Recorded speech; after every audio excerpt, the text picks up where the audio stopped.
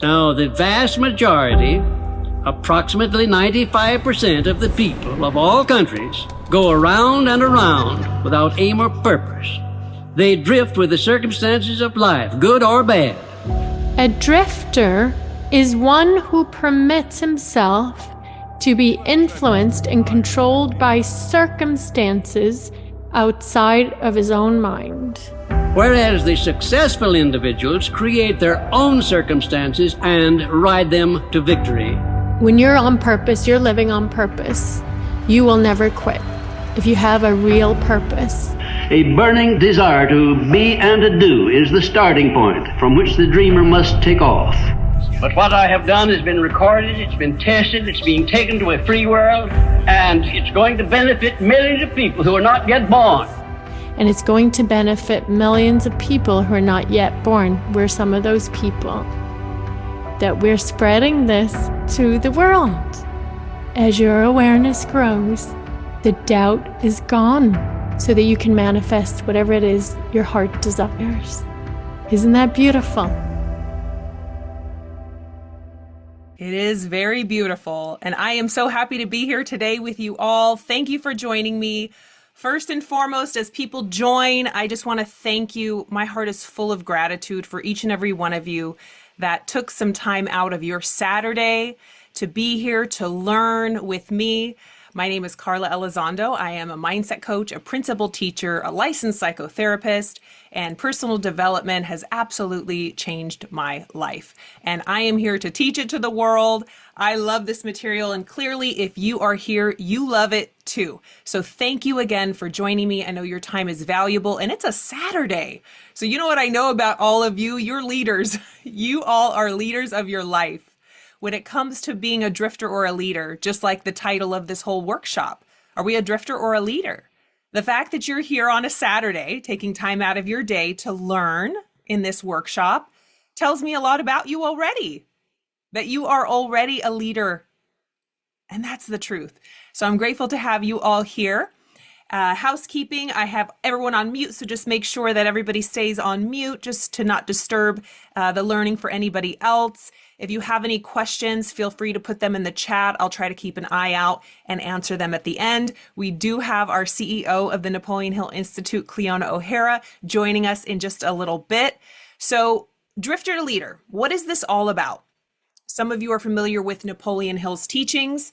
He taught Think and Grow Rich, that book. We all knew it. But that was actually a condensed version of the laws of success. So Think and Grow Rich is what he's known for. And in that book, right, I have it right here, this book right here, and this version in particular, I used to not like this cover, but I love this cover now. I was like, I want something, something more aesthetically pleasing, but I'm in love with this now. But this is the original copy. You can get it at the Napoleon Hill Foundation website. I love this book, but this is really a rule book for life. And within this book, it talks about, many things that are important, but the 6 ghosts of fear, the things that hold us back. When I spoke about this workshop, I talked about fear, doubt, procrastination, negative self-talk, limiting beliefs, self-sabotage. Can anybody relate? Can anybody relate? Out of all of those things, Napoleon Hill talks about the 6 ghosts of fear. Put in the chat, what are some things that hold you back? Is it negative self-talk? Is it your inner critic? Is it judging yourself or others? I'm going to take a look here. Please feel free to join me and participate. Estonia, Copenhagen. Welcome, everybody. Michigan, Germany, Denmark, all over the world. Yes, Stein says inner critic, judging myself. Yeah, limiting beliefs, negative self-talk. These are all of the things that hold us back. But you know what? I'm not going to focus on that. We're going to focus on the remedies. What's the remedy to that inner critic? What's the remedy to judgment, to inner criticism, to procrastination? What is the remedy? I'm solution focused, even in my therapeutic practice. I really like to lift people up.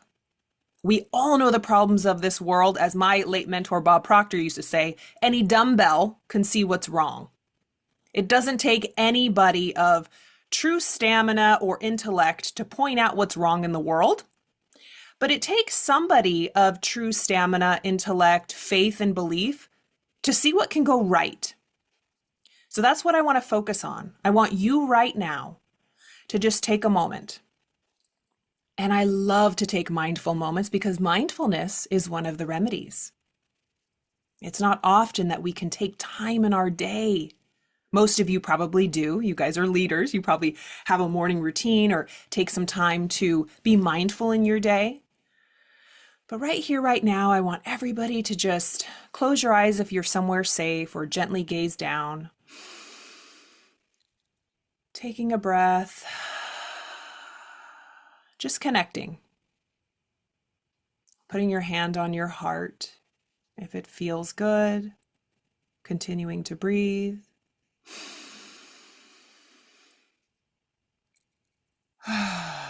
And just release. Release the week. Release the month. Connect with your heart space. For this next 2 hours, you're going to connect with the leader within. The leader that might have been dormant. The leader that's just emerging. Just connect to the part of you that wants to do big things. Connect with the part of you that's the dreamer. Connect with the part of you that's hopeful. What do you truly, truly want out of life? What do you truly want out of life? As Napoleon Hill says, if you can see it in your mind, you can hold it in your hand. Anything the mind of man can conceive and believe, it can achieve, and that is true. So I want to plant those seeds to start us off. And just set an intention. Set an intention for this workshop. What do you need the most today? What area of your life have you been struggling? What area of your life have you been drifting? What area of your life do you know you can use some improvement? We all can. There's no end to this personal and spiritual development. It's a beautiful process. But when we don't understand what steps to take, what the process entails, it can lead to a lot of frustration, a lot of resentment, a lot of frustration. So just set your intention. Focus on where you need the most healing, where you need more faith, where you need more strength. And again, connecting with your breath. And just release, taking your time, coming back to the room whenever you're ready. And slowly coming back. Can you tell I love mindfulness moments? I'm a therapist at heart, I'll tell you what. I love, these breathing exercises, these grounding exercises, somatic exercises, getting us into our body, grounding is so important. And as we're going to learn, it's one of the remedies to the 6 ghosts of fear, or as Napoleon Hill says in Outwitting the Devil, this beautiful book. If you have not read it, the audiobook is amazing as well. This is how we outwit the devil. I remember when we first heard this word, Cleona, the CEO, laughs. She says when she first got this book, she X'd out the word devil because it's a pretty scary word. Like I use it so much now and I'm familiar and I'm comfortable with it. But at first it was like, ooh, what are they talking about? Like brimstone and fire, And even Napoleon Hill's family was afraid to publish that book. It wasn't published until 2010, and it was written in 1938. because that's a loaded word. I mean, God's a loaded word for some people. So we welcome all denominations, any spiritual practice or no spiritual practice at all. Napoleon Hill was huge on tolerance. He said it doesn't matter what people believe. As long as your heart is in the right place and you want to do good for yourself and the world, it doesn't matter. So that's what I love about the Napoleon Hill Institute, especially. We incorporate, it's like all of these teachings 2.0, we're really modernizing it and bringing it into relevancy today. I was listening to a podcast this morning. Cleona O'Hara was on it with David Meltzer, a very prolific business tycoon. And he was talking about how he was playing the audiobook of Outwitting the Devil in the car, and his son was in the car. And if you've heard the audiobook, it's like role play, because this whole book is Napoleon Hill having an interview with the devil, which is like, what? But when you listen to it, it is profound. You would think he wrote it the other day. Anyways, I say that to say his son said, "Oh, Dad, that's really cool. They got a voice for AI to play the devil." And David said, "Oh, that's not AI. This book was written like in 1938. There was no AI." But that's what Napoleon Hill was connecting with. When we connect, we're more powerful than we can connect with that infinite intelligence. But it brought something else up. In this world today, when people are drifting, when we can drift, I can find myself drifting. The work never ends. New level, new devil, I say. We're always called to be the higher version of ourselves. There's been popular posts going around about people truly asking ChatGPT, if you were the devil, so people type this in, if you were the devil, if you were the darkness, if you were Satan, how would you discourage people and stop them from living their dreams and goals? I even put it in myself. I'm going to read from it. This was the prompt I put. If you were the energy that represented the darkness, devil, Satan, or you wanted to prevent someone from living their purpose, living their dreams, having peace of mind, and reaching their full potential, how would you accomplish that? Instill fear and doubt, self-doubt, fear of failure, fear of judgment, distractions and temptations, addictive distractions, shallow goals, materialism, negative self-talk, inner critic, comparison, isolation and loneliness, separation from support, feeling like we don't have support, not trusting, a distrust in people, perpetuating our limiting beliefs, cultural beliefs, familial conditioning, a scarcity mentality, encouraging procrastination and indecision, overthinking. Anybody guilty of that? I sure am. Nurturing guilt and shame, feeling regret and guilt, being a perfectionist, creating chaos and mental turmoil, having that mental noise, mental chatter, stress and burnout. And something important, and I see this all the time in my therapeutic practice, when it comes to mental noise, intrusive thoughts, having those pop-up thoughts, just negative thoughts, negative images that are disturbing that you just can't stop and it's getting in your way. And just fostering cynicism, hopelessness, turning us away from our purpose. That is what ChatGPT said earlier this week when I asked it if you wanted to stop somebody. So let's focus on the remedies. Today, of course, it's a 2-hour workshop and I'm going to be speaking before Cleona. So I picked a few that I really think are important. What remedies? Cleona is going to talk about the remedy of doubt and fear, so I'm really excited to hear that. And she's going to talk about the remedy to procrastination. I want to start with the remedy for distractions, for that mental chatter, not being focused. And what is that remedy? Mindfulness, having a purpose, having connection. And most importantly, the remedy for negative self-talk and the inner critic. Positive affirmations and autosuggestion, as Napoleon Hill talks about in his book, Think and Grow Rich. There's a whole chapter on autosuggestion. And I have read it so many times, it's in my blood and bones. Repetition truly is the key.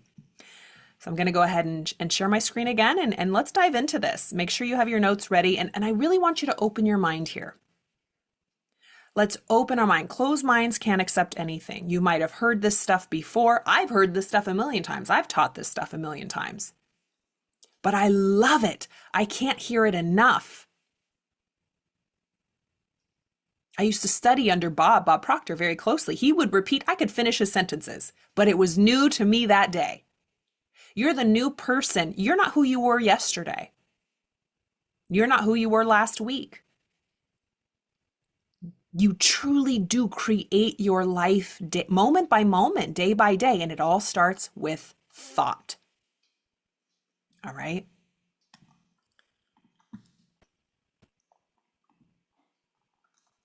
So drifter to leader, I introduced myself again, Karla Elizondo from the Napoleon Hill Institute. So are you a drifter or a leader? Ask yourself that. Most of us will be like, well, I'm a leader, or you might say I'm super drifting, or maybe I'm somewhere in between. You can be drifting in certain areas of life. And if you are, are you a leader of your entire life? Where are we drifting? Where are you drifting? What's a drifter? A drifter is someone who is easily influenced by external forces, lacks direction, and does not control their own thoughts and decisions. I want you to really pick up the theme here. It's all about thoughts, your thinking, your mind. That's why, when I got my degree, my master's degree in psychology, clinical psychology, studying the mind, mental health, I was floored. And of course, I've been blessed to serve so many people, thousands of people at this point. And there are patterns to our psyche. And I was guilty. I thought, sometimes I think we believe that we're the exception to the rule. Like we're different than other people. We're not going to fall prey to, bad suggestions from the outside world or advertisements or brainwashing. Yes, we do.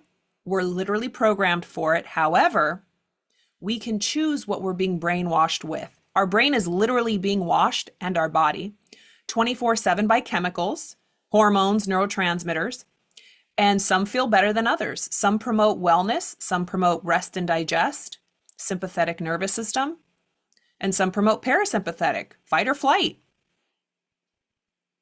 I'm sorry, sympathetic is fight or flight, and parasympathetic is rest and digest. But are we in a state where we are in a sympathetic nervous system? The cortisol's pumping, the adrenaline, feeling fear, hypervigilant, walking on eggshells, not knowing? Or are we in like a rest and digest, really connecting with our body, relaxing into the moment? And it's not to shame, blame, or condemn us if we're feeling stressed, because maybe there is a situation that we need to look at and take action around. But most of the time, that's not the case. It's just thoughts popping in that we don't control, or thoughts from the outside world. So drifting really happens in your thoughts first, because everything that happens outside is just a reflection of your thoughts. So drifting happens within. So that's a drifter. What's a leader? A leader, or as Napoleon Hill says, a non-drifter, is the opposite of a drifter. They are someone who takes charge of their life with clear purpose, direction, and discipline. That's what we're doing today. That's what I'm inviting you to do today. We have to recommit every day. I share in my journey of, this work truly saved my life, like quite literally. I was addicted. I used to use alcohol to cope. I had anxiety, depression. Oh my goodness, for decades. I'm 41 now, and in my 20s and 30s, my goodness. I really turned a corner around 34, 35. And so it's not until the past 7 years that I've really implemented. I've always studied this work. I've studied it since I was 19 years old. However, I didn't implement it. I didn't want to. I didn't think I had to. I thought that's for other people. I'm special. I'm different. I can get away with it. Surely I'm going to be shown some favor. I'm a good person. That's not how it works. So I'm inviting you to recommit today, recommit tomorrow, recommit moment by moment to be the leader of your life, starting with your thoughts, having a clear purpose and direction, and being disciplined with your thoughts. Changing your relationship with the word discipline. Discipline is not something that's punishing or constricting or uncomfortable or no fun. I want you to think of discipline as being a disciple of yourself, a disciple of your purpose, of your life, of your calling, of your soul. Everybody has a purpose in nature, and we are a part of nature. We're animals. In the animal kingdom, if some form of life has no use, it's eliminated. There's a great story, I believe, in Raymond Hollywell's book, Working with the Laws. They talk about the bees, about there's a queen bee and all the worker bees, and the worker bees do their job. However, when there is one kind of drone or there's a bee that goes off path, everybody goes to eliminate or kill that bee because it's not serving a purpose. It's not needed. That's Mother Nature. The queen will give the message to the rest of the bees to eliminate that drifter. So if you're still here, you have a purpose. And it's whatever you want. So change your relationship with the word discipline if you haven't already, to be a disciple of your purpose, of your direction in life. So drifting without aim or purpose. Drifting without aim or purpose is the first cause of failure. Without a plan for life, concentrated effort, and persistent activity, you will have no means of controlling your own destiny. There are vetted, peer-reviewed journals, scientific journals, psychological journals that continue to get the studies and the evidence for the main causes of depression, loneliness, and suicidality. It is disconnection from others and self and no purpose. It's no wonder why the majority of people are feeling depressed, hopeless, frustrated. Yes, we have moments, maybe we live for the weekends, we have fun with our friends, but overall in life, the rates are increasing. And I'm not going to go into that. I could very much, but I want to focus on how do we get out of it? So if you find yourself low, if you find yourself not knowing your purpose, that's your first priority. Finding what you're good at. You have gifts. So get around people. Mastermind, as Napoleon Hill says. Get into a program. Start surrounding yourself with successful people. That's the easiest way. Start surrounding yourself with people who have results you want. Whose vibration, whose feeling, you feel good around them. Surround yourself with those people. I love this quote. Nobody has ever drifted to the top of a mountain. No one has ever drifted to anything but failure. Lefford Fate. He's an amazing, he was a service member for the United States Air Force, retired now, and he does a lot of beautiful work with the Napoleon Hill Foundation as well as us here at the Napoleon Hill Institute. But that's true. We're not going to accidentally drift to success. We're not going to slip on a banana peel and fall into our dream job.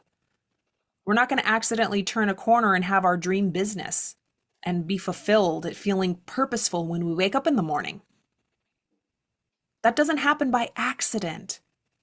That's why it's so important to have focus.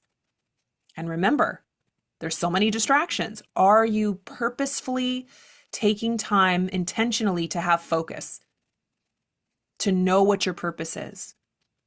To surround yourself with people who have their purpose-driven goals and they're going after it. You'll be next. So if you feel lost, again, get in a community that supports you. That's what saved my life. Honestly, if people say like, what changed, Karla? I'm like, well, I was watching YouTube videos for years since I was, young and in my 20s and, still messing around, and I was entertained and I loved all the free videos on YouTube and all the podcasts, and I felt good, high on life. And then nothing ever changed. And it was like a nightmare. It was like Groundhog's Day. I was just drifting. I didn't make a committed decision. And so I invite you to do that today. Oh, but I was going to say, me joining a program is what changed my life. Like putting myself on the hook, investing in myself. I don't care if it was like a little class, a little workshop, a little video thing, but really getting into community with live people makes all the difference. So top causes of drifting, I mentioned them before, so I'm not going to go over them again. We went over these lists. Top causes of drifting. And again, drifting starts within. It starts in your mind, with your thoughts. Do you just let your thoughts drift around and let things drift in and drift out? And you just feel at the end of the day, I don't even know what just happened. There goes another day. And drifting isn't obvious. Drifting does not happen overnight. We don't know we're drifting. We don't want to admit we're drifting, but we have to look at our results. We have to take that fearless moral inventory. And it's okay. Everybody drifts, but how quickly can you get back to focus and being that leader? I find myself maybe drifting off for an hour and I'm like, whoa, okay, let's come back. And I don't beat myself up. I don't judge myself. I get back. It's just like a meditation. It's a living meditation. We can drift off in meditation and then come back to our breath. That's like life. We can drift away from our purpose and focus and come back to it. We owe it to ourselves and the world. We deserve it. And by living our best life, we encourage other people to as well. I mean, we look up to that 2%. Why do you think it's 2%? Napoleon Hill says in the book he wrote over 100 years ago, only 2 out of 100 people know what they want, make a decision to where they're going, and write it down. Having a goal. So I encourage you to really, as I'm talking, write your goal down. What do you want? What do you truly want in life? Please don't continue drifting in your thoughts. So we drift because it's a lifetime of programming and experiences. We're programmed both genetically and environmentally. We can't control the genetics we are programmed with, although through healthy eating, we don't have to activate certain genes and DNA as we've learned with epigenetics.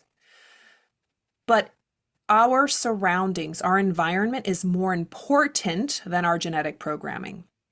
So what environments are you surrounding yourself in? Are you surrounded by drifters, people who aren't focused, kind of just willy-nilly? Do you want to take it to a next level? Are you around people who are doing things, but not at a level or a pace that you would want? Do you really want to have a quantum leap? What are your surroundings? What kind of conversations do you have daily? I want you to look in your phone right now. Who are the last 5 people you text? Who are the last 5 people you hung out with? What are their results? Are they happy, healthy, wealthy? Or are they broke, sick, and tired? Or maybe somewhere between, but what do you want? Again, it's about what you want. So drifting happens because we have a lifetime of programming and experiences. And it's a series of 1 degrees. It's like a razor's edge. You might be, and this was me. I was doing everything. I was going to school. I was working. I was paying my bills. I was taking care of myself. I was, supporting. I was being a volunteer and a community member. I was a big sister in Los Angeles. I was doing all these things. However, inside, I had like existential rage. I wasn't happy. Things weren't happening in my world. My bank account wasn't as what I couldn't do what I wanted to do. I didn't have the freedom. And I was so angry. I had such rage. I was mad at everyone. I was mad at God. I was mad at the gas prices. I was mad at the rent prices in LA. But I had to look within. What was it? Because it surely was not things that I was like overtly doing. It was the covert 1 degree. And for me, that was drinking. It's not that for everybody. Some people can go out, but I knew for me in my soul, even having 1 glass of wine for me, it made me very lethargic. And if you didn't know, which I was shocked as I was, studying psychology and just the mind, alcohol is the biggest depressant and it causes anxiety. And I already had anxiety. Like my heart would palpitate at 12 years old. Like I had high anxiety. So it was like pouring gasoline on the fire. But that was my journey. That was my 1 degree. What's your 1 degree? Is it gossiping? Is it judging? Is it overeating? Is it pornography? What is it for you? Is it being obsessed with always being in a relationship? And again, it's not to judge ourselves. It's just to see what's holding us back. If we spent less time swiping and, binge watching TV, could we maybe work on our business or go to the gym or do something that we truly want to do? It's different for everybody again. But what is your 1 degree? If you could do one thing that would change the trajectory of your life, what would that be? If you could just do one thing. Or if you could stop doing one thing. For me, the moment I stopped drinking changed my entire life. And look, for me, and I have had this agreed upon of people in the community of sobriety, is alcohol blocks your intuition. It blocks that connection with your heart and soul because it takes you offline. It kind of numbs. That was my escape. But if I didn't have a life that I wanted to numb and run from, why would I be doing that? And so I had to take that really honest look at myself. So what's a drifter? What's a leader? Starting on the left, leaders are intentional. They know what they want. They're driven. They're focused, optimistic, decisive, and dissatisfied. I'll go into that in a minute. But I feel in my heart, I know in my heart, if you clicked here, you put your information in and you hopped on this link, you are definitely a leader. I have no doubt about it. However, we can drift and we must take it serious because although we're leaders and we allow ourselves to drift, we will never lead anything. Drifters are accidental. They don't know what they want. They're distracted, pessimistic, have no goals, procrastinate, and they're satisfied. So let's go into on the leader side, dissatisfied. What do you mean, Karla? Leaders are dissatisfied? Because dissatisfaction is a creative state. When we are dissatisfied with what's going on, like you're dissatisfied with the money in your bank account, you're dissatisfied with the weight on the scale, you're dissatisfied with your marriage or your relationship, that means that you want to change it. That's beautiful. Dissatisfaction means you're going to grow because when we find ourselves in complacency, in that hypnotic rhythm, as Napoleon Hill talks about in Outwitting the Devil, when we find ourselves dissatisfied, that's the invitation. That's a beautiful thing. So I want you to think if you're dissatisfied with something, you're frustrated, you're in pain, you're fearful, it's an invitation from your soul to say, I want better. And then you start getting into your creative. What do I want? How do I want this to be? How do I want my money to be? How do I want my body to be? How do I want my marriage to be? And then you start taking action, thinking about what you want. So dissatisfaction allows you and invites you to be creative. Get into that creative state.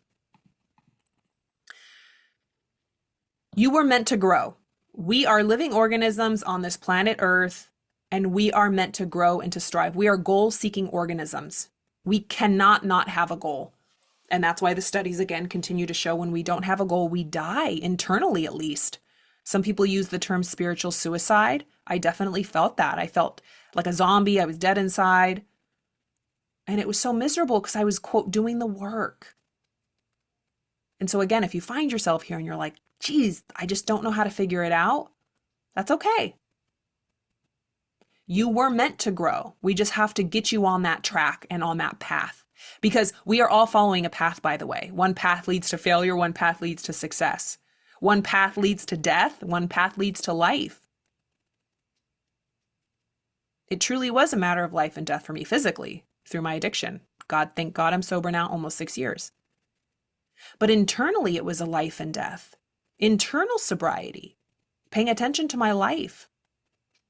I really had to focus. So I know it's harsh, but it's very black and white. Either you are going towards your goal, you're on one road, or you're on the other, period. And when you find yourself on the road down, down, down, down, that's okay. Just turn around and go up, up, up. We always have a choice. So what do you want? What do you truly want? whatever your mind can conceive and believe, whatever you can dream of that you truly want and believe, you can achieve. In one of our mentorship programs at the Napoleon Hill Institute, we have the amazing benefit of having Dr. Joe Vitale. He teaches once a month with us, and then we have Cleona O'Hara, I teach, Dan Matthews, Joseph Rodriguez. I love Joseph Rodriguez. Check out his YouTube. Anyways, we have high-level teachers there teaching us every single week on live calls. And Dr. Joe was mentioning that quote by Napoleon Hill, whatever the mind of man can conceive and believe, it can achieve. And a lot of people say, well, can I fly?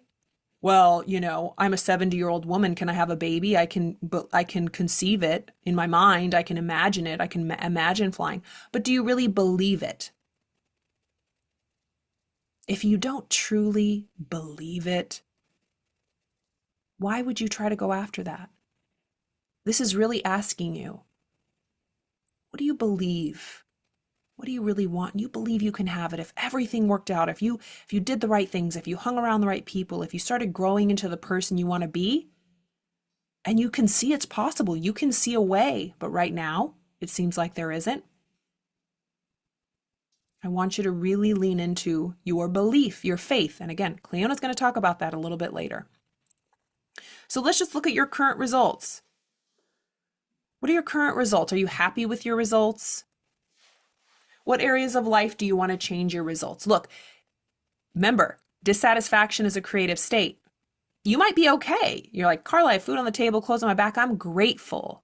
I'm satisfied. No, we can be happy and grateful for everything we have and be okay. We're surviving. But do you just want to survive or thrive? Do you really want to live when you're around those people who are really living? No, it's okay to be dissatisfied. Be happy and grateful, but be dissatisfied. If we were satisfied with the ink and quill and parchment paper, right, we would never have created the ballpoint pen. If we were happy with snail mail and horse and buggies, we would never have email and cars. If we were happy with boats, we would never have made planes. And we're continuing to grow. It's like there's no stop. There's no ending to the creative state. We could just keep getting better. The dial-up phone, the rotary phone. I mean, look at our cell phones now. We all have computers in the palm of our hands. We harness the ethers, the frequencies that are floating around. We listen to music through them. We connect here on the Zoom call through them. How amazing. It always gets better. So you don't have to be sick to get better. You can just get better. Day by day in every way, I'm getting better. Emile Coué said that. That was the very first affirmation and auto-suggestion back in the early 1900s. Napoleon Hill writes about it in Think and Grow Rich. So what are your results? I used to feel very guilty. And remember, that was one of the ways, the darkness. And this is what I say, sabotage. There's a part of you that sabotages you. There's a part of you that does not believe in you. There's a part of you that criticizes you. There's a part of you that does not believe and have faith in yourself. That is what we're outwitting. When Napoleon Hill says outwitting the devil, you are outwitting that inner voice, that darkness within, because we all have it. And the faster you can realize, yeah, I have an inner saboteur, then you can say, all right, no, I'm going to really focus on being my leader, my inner cheerleader. So when we really turn from our current results and just be honest with ourselves and then put our full focus on what we want, that's when results change. So how do we change our results? It all starts with thought in our mind first. So what's the mind? It's not the brain. Our mind is not the brain, right? I studied psychology. I studied the mind. I did not study neuroscience. I did not study the brain. A lot of people get those confused. Neuroscience. Neuroscience studies the brain, the body, the physical matter we can see with our eyes. Psychology studies the mind. You cannot see that. We can't see our mind. It doesn't have an image. And that is why we use the image from Dr. Thurman Fleet for the mind model. Because when we're working with our mind, and I work with, teens or people who they're like, what is this? Is my brain broken? I said, look, Your brain has nothing to do with it. We start with your mind. I mean, your brain does have a lot to do with it, but the mind is the thing that activates the brain. The brain is just the conduit of the mind. So everything starts with a thought in the unseen realm. We live in a world of duality. There's the seen and the unseen. There's the effect and the cause. Let's start with the level of cause. So this goes into distractions. Are we living from the outside in? Most people do. They start up here with their present results. That's step one. They look at their bank account, the weight on the scale, their lack of relationships, and it causes thoughts. So they start with the present result. They let the outside world, the present results, dictate what they're thinking, which causes their feelings, which causes actions, which cause more results they don't like. That's living from the outside in. You let the outside world dictate how you think, period. This is how we're programmed. We're not going to start with what's happening right now. I want everybody to imaginatively close your outer eye and turn within to your eye of imagination, inside. We're going to start with our thoughts and ideas first. Up at the top, we're starting with thoughts and ideas. We are not starting with the present results. So just for now, I want you to suspend judgment and forget everything that you have created in your life up to now. Even if it's good, it's going to get better. So let's start with our thoughts and ideas. Really start entertaining what you truly want. What do you want to accomplish? How do you want to feel? Who do you want to help? What do you want to create? We're going to start with our thoughts and ideas, which hopefully cause good feelings, which will cause positive action, which will produce results that you like because they're in accordance with what you truly want, which will lead to more thoughts and ideas. See, this way, the first way, present results, it's like Russian roulette because the results can be good. Like, girl, I am living my best life. And it's causing good thoughts and good feelings and good action. So I am very happy with living from the outside in. Thank you very much. However, if something happens, like a family member passes away, the stock market drops, you get fired, and you're depending on present results, you're human. I don't think it's going to cause a lot of great thoughts. But when we lead with our thoughts and ideas, it doesn't matter what happens in the outside world, because even if we do get fired, you know what? I can get a new job. I'm grateful. I'm smart. I have faith in myself, which you will always be in control of your feelings and your emotions, your vibration, which will attract everything to you. So we're going to start with thoughts and ideas. We're going to live from the inside out. Your mind is a garden. Your thoughts are seeds. You can grow flowers or you can grow weeds. I have this above my bed.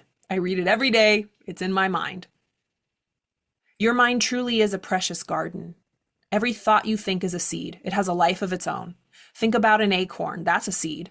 What lies within the acorn? It's an oak tree. My goodness. So every single seed that you're feeding yourself, every single thought, what lies within it? What kind of world lies within the thoughts you're thinking, the thoughts that you're surrounding yourself with? So whatever seeds you plant, whatever thoughts you think, and you plant it into your subconscious mind, it's going to grow.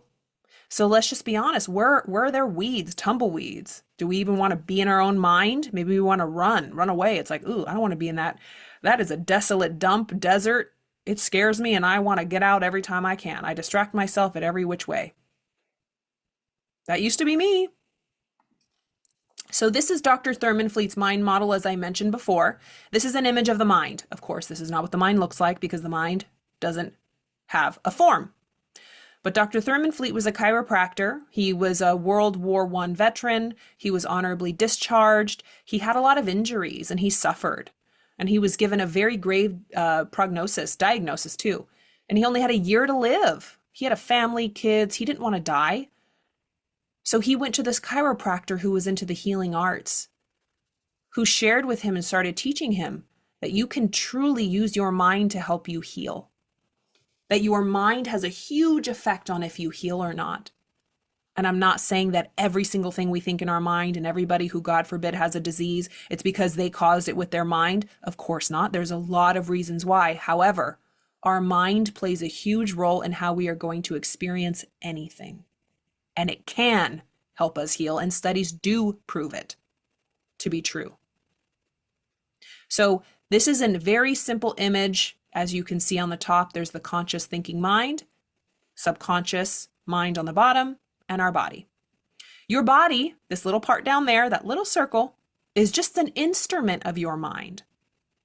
So how you use your conscious mind and subconscious mind will dictate the body. It will move it like an instrument. It's like a puppeteer. You're just a puppet. Your physical body is a puppet. Your mind is the puppeteer. What's your body doing? Is it being led by the outside world? Are you just a puppet? Are you just a chess piece? Are you a pawn of the outside world? You know, there's this word tool. It's like you are literally being used as a tool, but I know it's used in like a derogatory term. People call each other tools. Like, what a tool. Well, that's real. Like, are we being a tool? Are we just being used by the outside world, by social media, by the news, by whatever's going on in our governments, wherever we're at in the world? Are we being a tool? Are we a true instrument? Are we using our instrument correctly? So your brain is an instrument of the mind, which runs the body. Your brain is an instrument of the mind. So your brain runs the body. So we think, we feel, we act, and we get results. This is like classic cognitive behavioral therapy. We think, we feel, we act, and we get results. But the reality is, we think, we feel, we vibrate, and we attract. So I'm sure a lot of you have heard about the law of attraction. And this is the truth. And even Dr. Joe Vitale says it. Bob Proctor used to say it. Mike Dooley. We interviewed all these people. And we used to work, when we work with them, and Dr. Joe does work with us. And we just had Mike Dooley on one of our events last week. They say the law of attraction was a beautiful explanation of we truly do attract into our lives what we think. However, that is a secondary law. We don't have to work at the law of attraction or even understand it. It's a secondary law. It's an effect. The primary law is vibration. What are you vibrating at? Well, what's a vibration? It's your emotional state. It's the vibration you're giving off. What dictates our vibration? Our emotions. When you're around someone in a bad, low vibe, it's because they're probably angry. And again, it's no judgment. There are no good, bad. I mean, I know we say good vibe. No, we say high vibe, low vibe, good vibe, bad vibe, but it's no judgment to ourselves because we're human and we're going to experience all vibrations, all emotional states. If someone passes away and we're in a state of grief, that's a very low vibration. That's okay. However, we're not going to stay there. We're not going to pitch our tent and remain in that. So back to the metaphor, your mind is a garden. So your thoughts in that conscious thinking mind are the seeds. The soil is the subconscious mind. And we bear fruit. We start growing that fruit and then we harvest it. Have you ever heard that subconscious is our heart of hearts? So that feeling subconscious mind, as a man thinketh in his heart, so is he. I love that book by James Allen, As a Man Thinketh. It's the truth. As you think, so will you be. Guard your heart above all else, for it determines the course of your life. Guard your thoughts.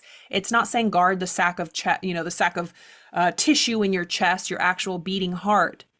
No. As the ancient Greeks and Egyptians knew, your heart was your subconscious mind. It's your thoughts. What thoughts are you putting in your heart? Because your whole life will come from it. So be vigilant, be mindful. And this is not a suggestion. It's a non-negotiable.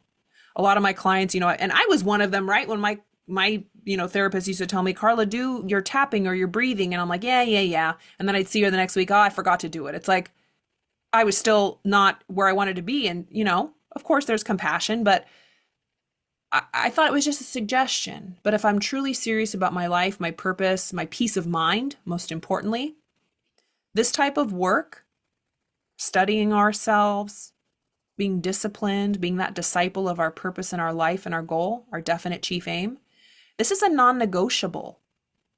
and you can love it, like become obsessed. Think about Kobe Bryant. He was obsessed. He was the best basketball player. I mean, whatever, you can think what you want, but Tiger Woods, results don't lie. When you are the best and you're obsessed and you fall in love with your craft and your art, I'm asking you to fall in love with yourself. You'll be unstoppable. So if you want to be great, if you want to be a leader, this information, studying it every day, not just on one weekend or one workshop, it's a way of life. We're going to start incorporating this into your everyday life. It's non-negotiable, and it's not hours a day. It's even 30 minutes, 5 minutes. But getting into a community and holding yourself accountable. Let's watch this.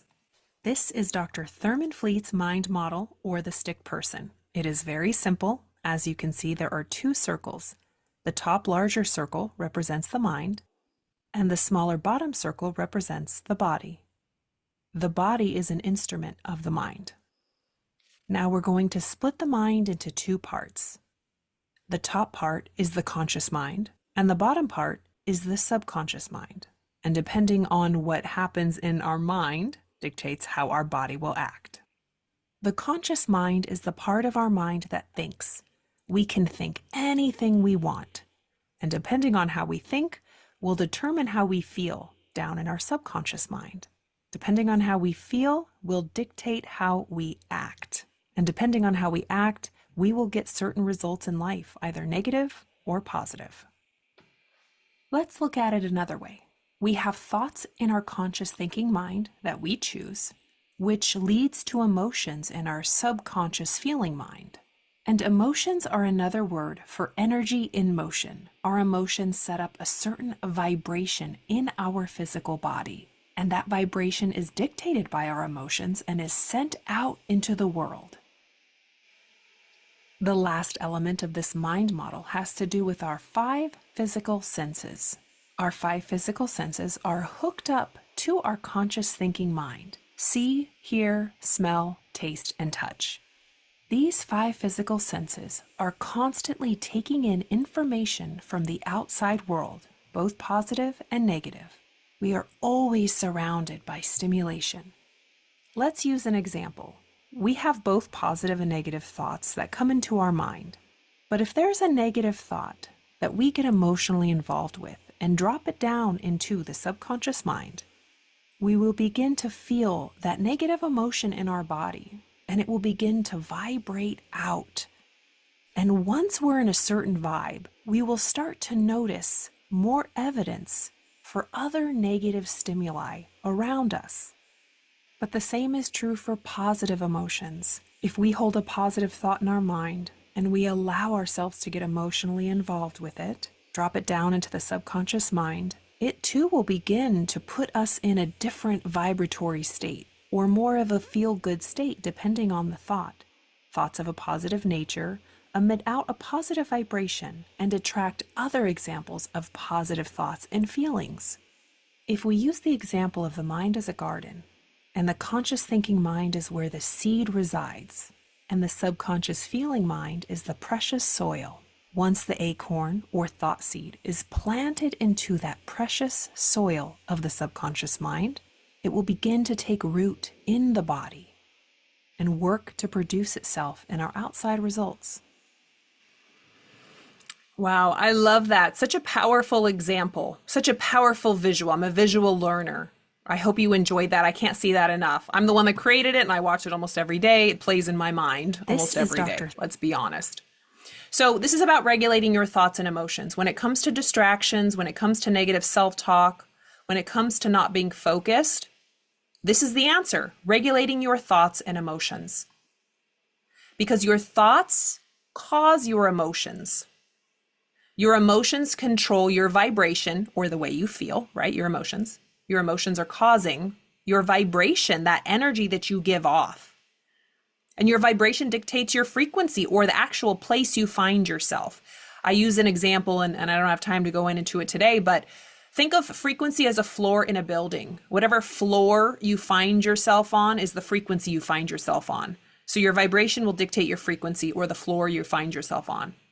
And your frequency determines what you attract.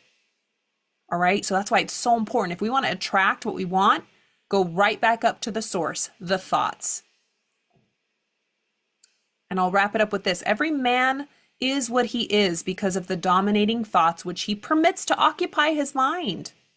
Thoughts which a man deliberately places in his own mind, the seeds that he plants, and encourages with sympathy and with which he mixes any one or more of the emotions. When we get emotionally involved in our heart and our subconscious mind, it constitutes the motivating forces which direct and control his every movement, act, and deed. Wow, so powerful. So autosuggestion, how are you talking to yourself? What is your mental diet? What do you surround yourself with? What kind of suggestions from friends are you surrounding yourself with? I want you to truly know you have complete control over the thoughts you become emotionally involved with. We can't control what thoughts pop in our mind, intrusive thoughts, but we can control the ones we become emotionally involved with. The plants, the seeds that we plant. So it's about regulation. We can't control what thoughts come in or what thoughts other people are saying, or our family members or our in-laws or our coworkers. But we definitely can control which ones we get emotionally involved with so that you can control your vibration. And ultimately, you're in control of what you attract. This is a powerful example. So I want you to imagine each of you are one of these little pieces of equipment. Napoleon Hill talks about an outwitting the devil hypnotic rhythm. When we surround ourselves with people, whether we like it or not, because again, we're animals, we will sync up with them.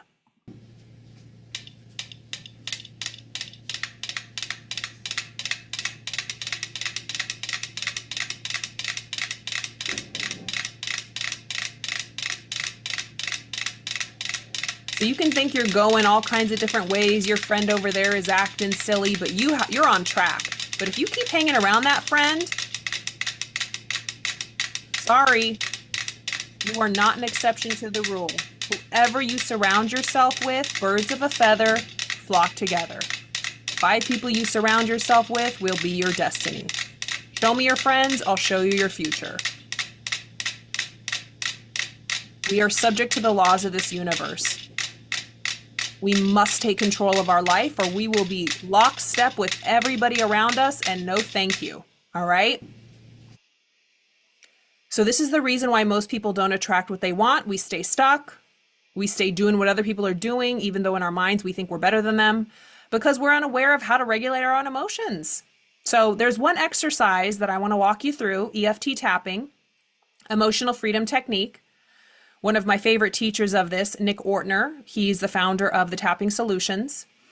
And we interviewed him, Dr. Joe interviewed him on our live event a couple weeks ago. And he is a huge proponent of using tapping, not just to regulate your emotions, but to create miracles in your life, to attract what you want. Tapping is a way to regulate and calm yourself, but it's also a way to integrate and plant the seeds of what you want into your body. So I'm going to walk you through this. You are all going to get a copy of this PDF. So don't worry, it's going to be sent out in the replay. You can download it. It'll be yours to have. It has the directions on how to do this process and all of the tapping points. The part in the middle that's surrounded by gold right here is a way that you can tap in positive affirmations, but the rest of it's really tapping out or tapping down negative or disturbing emotion. So I'll stop share. Hi, everyone. I love this. I hope you enjoyed that. So I want to take you through a technique that you can use anywhere. Some of you might be familiar, but I really want to walk through this with you. So I want you to think about a situation in your life that you are worried about. It could be money, it could be health, it could be family members, a situation in your life, a relationship, something you're worried about. And I'm just going to walk you through with me. I'm going to do it with you. So just follow me. We're going to start with this fleshy part. Just gently tap on the side of your hand. Breathing, connecting with your breath. And what we're doing is we're tapping on these acupressure points. Some of you might be familiar with acupuncture, those tiny little needles in Chinese medicine that unlock the flow, the chi, the life energy. That's kind of what we're doing here, but in a different way. Instead of acupuncture, which is very specific points, this is acupressure, more generalized points. But our body is an electrical wiring system, and connecting here through tapping can help, matched with powerful words, as we're going to use right now. So right on the inside of the eye, I'm going to continue. You can do it with one hand or two. I like to do two. And so repeat after me out loud or just in your mind. Even though I'm feeling very worried, I completely love, accept, and forgive myself. Remembering to breathe.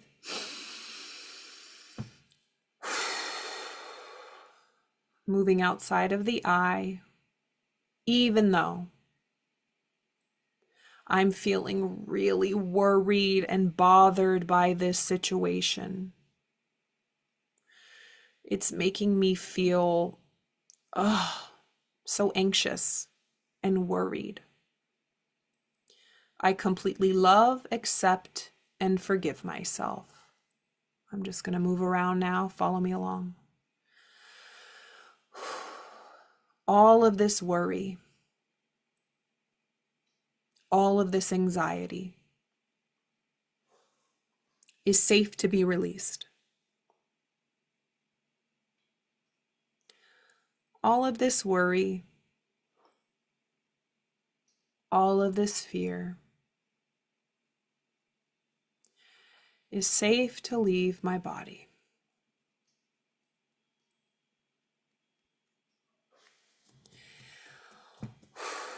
Even though I'm feeling very worried, I'm afraid of what's going to happen, I completely love, accept, and forgive myself.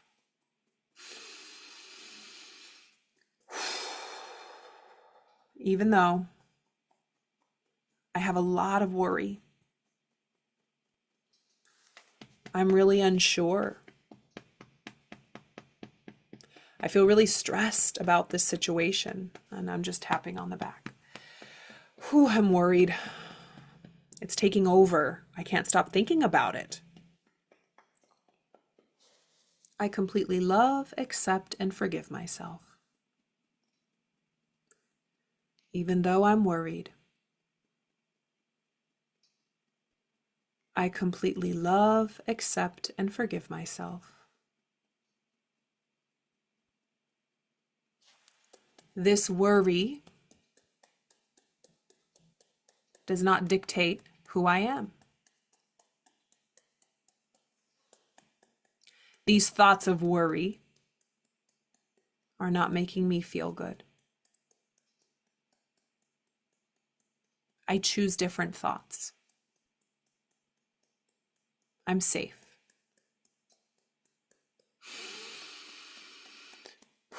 Even though I'm worried, I'm going to be okay. I'm going to be okay. And take a pause and a breath.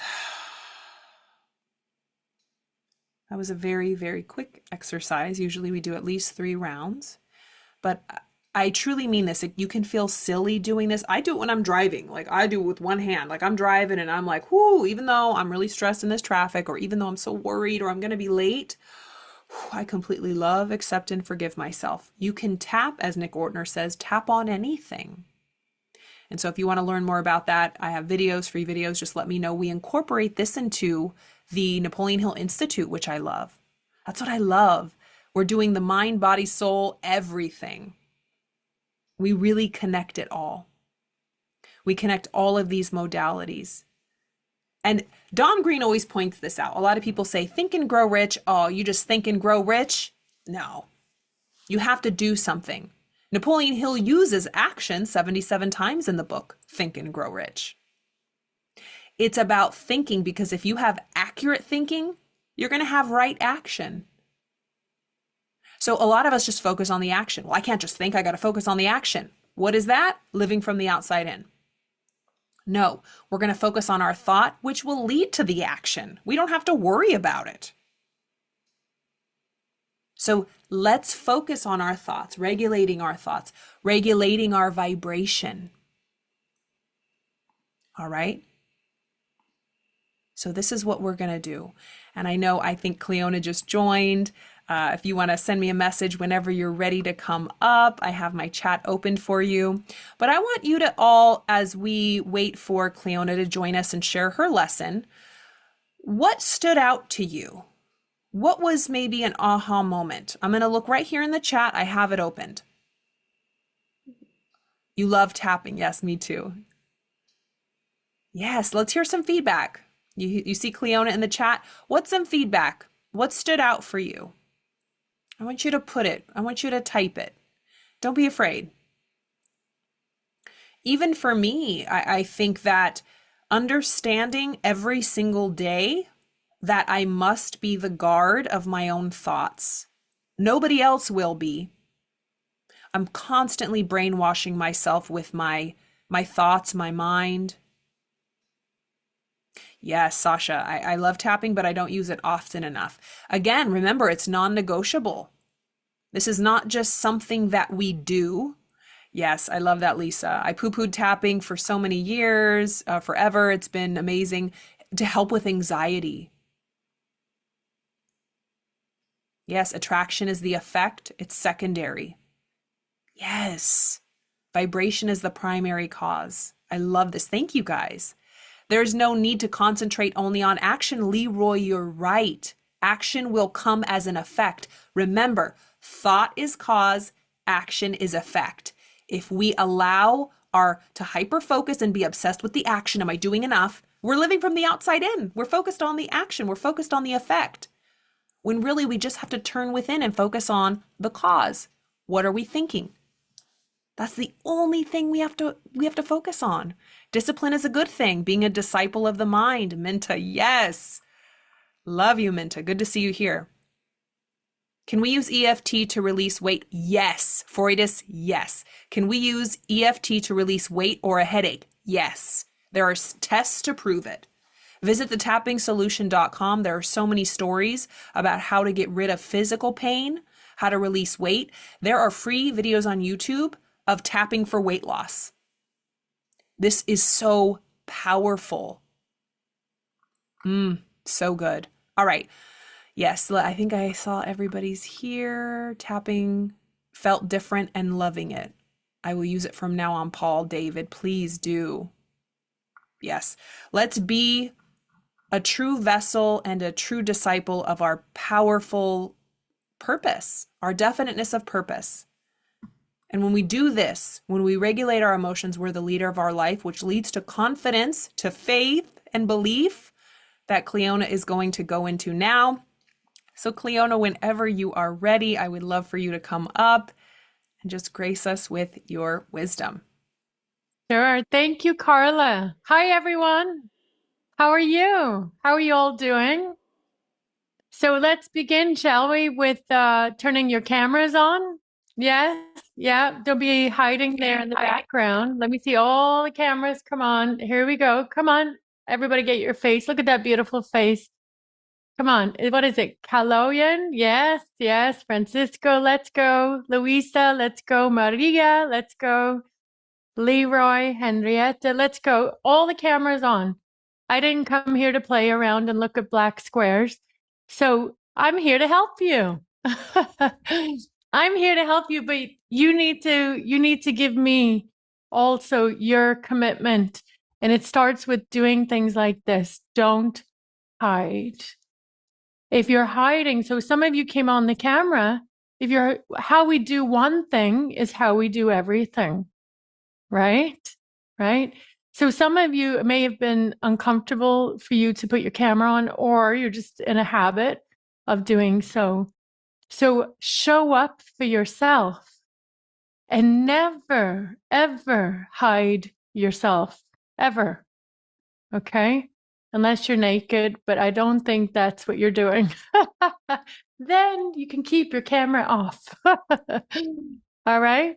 So let's begin. My goal here today is to help you because I was a drifter, and you've learned so much today from the amazing Karla. And I'll just give you a little history. This is my old book, Outwitting the Devil. And when I started working with Bob Proctor, how many of you know Bob Proctor? Just with a show of hands. Almost all of you. Yay, these are my people. I love it. Jan, good to see you. Jody, I love you. Thank you. It's so good. So I used to work with Bob Proctor. Yes, he is responsible for the major changes in my life. Of course, I am too, because I did what he said. I became coachable because I decided my way's not working. He said, why don't you try mine? And I said, you know what? Maybe I should just surrender and do what he tells me. And when I started working with him, all of a sudden, this is as true as God, I get a package in the mail from Amazon from Cleona to Cleona. I'm like, what is this? And I opened the package and it was this book. It was Outwitting the Devil by Napoleon Hill. Now you'll notice I crossed out the word devil because I was so afraid. I was raised Catholic and you don't talk about the devil. Oh my God, you don't talk about those kind of words. So I was so afraid of the book. Actually took me months to actually read it. I would open a page and I would get scared. Oh no, I'm not going to touch that. Let me put it over there in the shelf. People are going to think I'm a weirdo reading this book. And so I crossed out the word devil and I would take it with me and I slowly started getting the courage to read the book. And wow, oh wow. That's when I discovered my burning desire. I'm like, holy smokes, I'm a drifter. Oh my God, so many people are drifting and they don't even know it. And it just lit a fire in me. People, I'm telling you the truth. It lit such a fire in me until this day. This is what gets me out of bed every morning when I want to sleep in. Every morning when we do the self-discipline camp at 5:30 in the morning, Monday through Friday. Do you know how that camp started? Does any of you know how it started?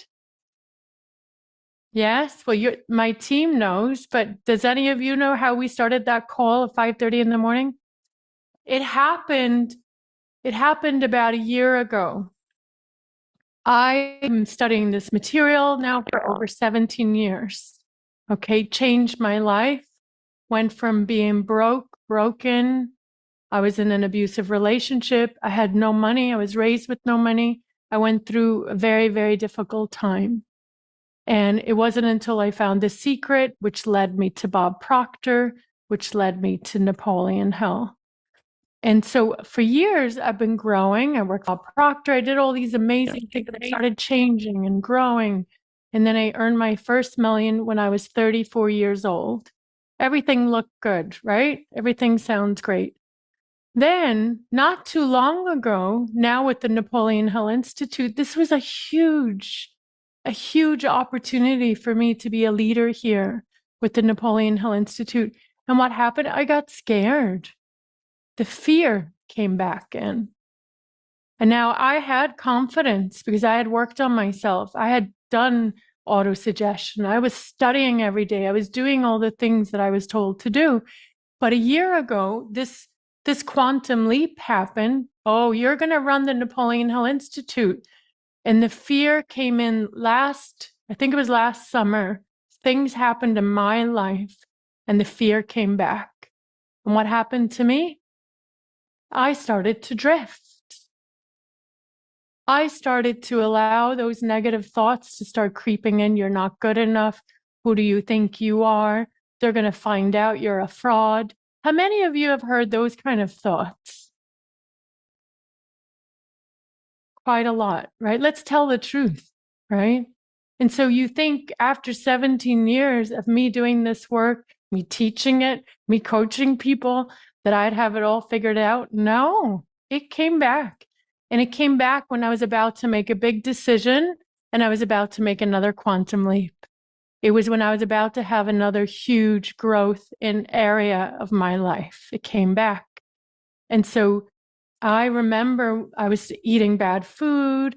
I was going to bed late. I had negative thoughts. I could hear, you're not good enough. You're a fake. Who's going to trust you? Oh, terrible poison.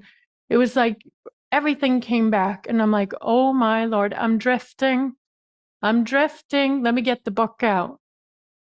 And I went back to the book. I went back to the book. And I remember I said, okay, now I need accountability.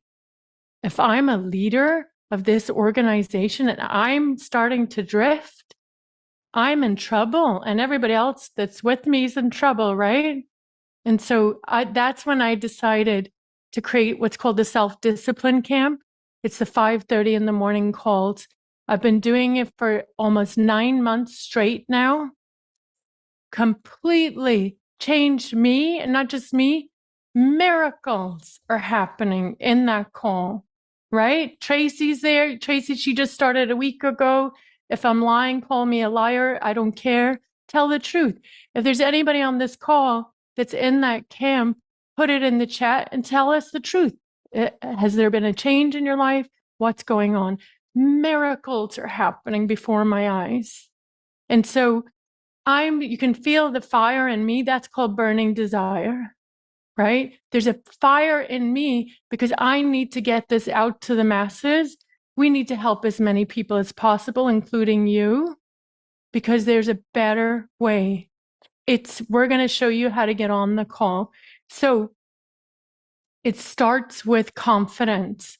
Share a few slides, but from my heart, I'm telling you, this is real. Over 90% of the population is drifting. If you look at how many of you last year set a New Year's resolution? How many of you set a New Year's resolution or a New Year goal? Okay. All right. Quite a few of you, right? How many of you have kept your word? I got one hand, right? One hand. And that's okay. That's okay. It goes hand in hand with the statistics. Most people, they set off with good intentions. You know, inspiration. Right now, I can motivate you. Feels good, right? You can get off the call, maybe get a little jig in your step, a little dance in your step. Felt good. What a great call. But that only lasts so long. It probably lasts maybe a day or two at most, maybe a couple of days if we're lucky, right? What's going to last is the permanent change in your subconscious mind. It's the repetition of study. It's the auto-suggestion. It's the tapping. It's the disrupting the paradigm. It's disrupting the behavior, the habits, and the beliefs. You are operating right now. 95% of your results in your life are all from your programming, your subconscious programming, which you learned today. I finally cracked the formula. I know now how to change the programming quickly, but not everybody's willing to do it because it takes guts, it takes consistency, it takes courage, it takes, when I talk about discipline, I don't mean discipline running 10 miles a day until you fall down and your knees fall apart. That's not the discipline I'm talking about. I'm talking about the discipline of your mind, your attitude. Like right now, I'm just going to call it like it is. Right now, you're on this call with me, and I'm giving you me, right? And somebody else is giving me something else.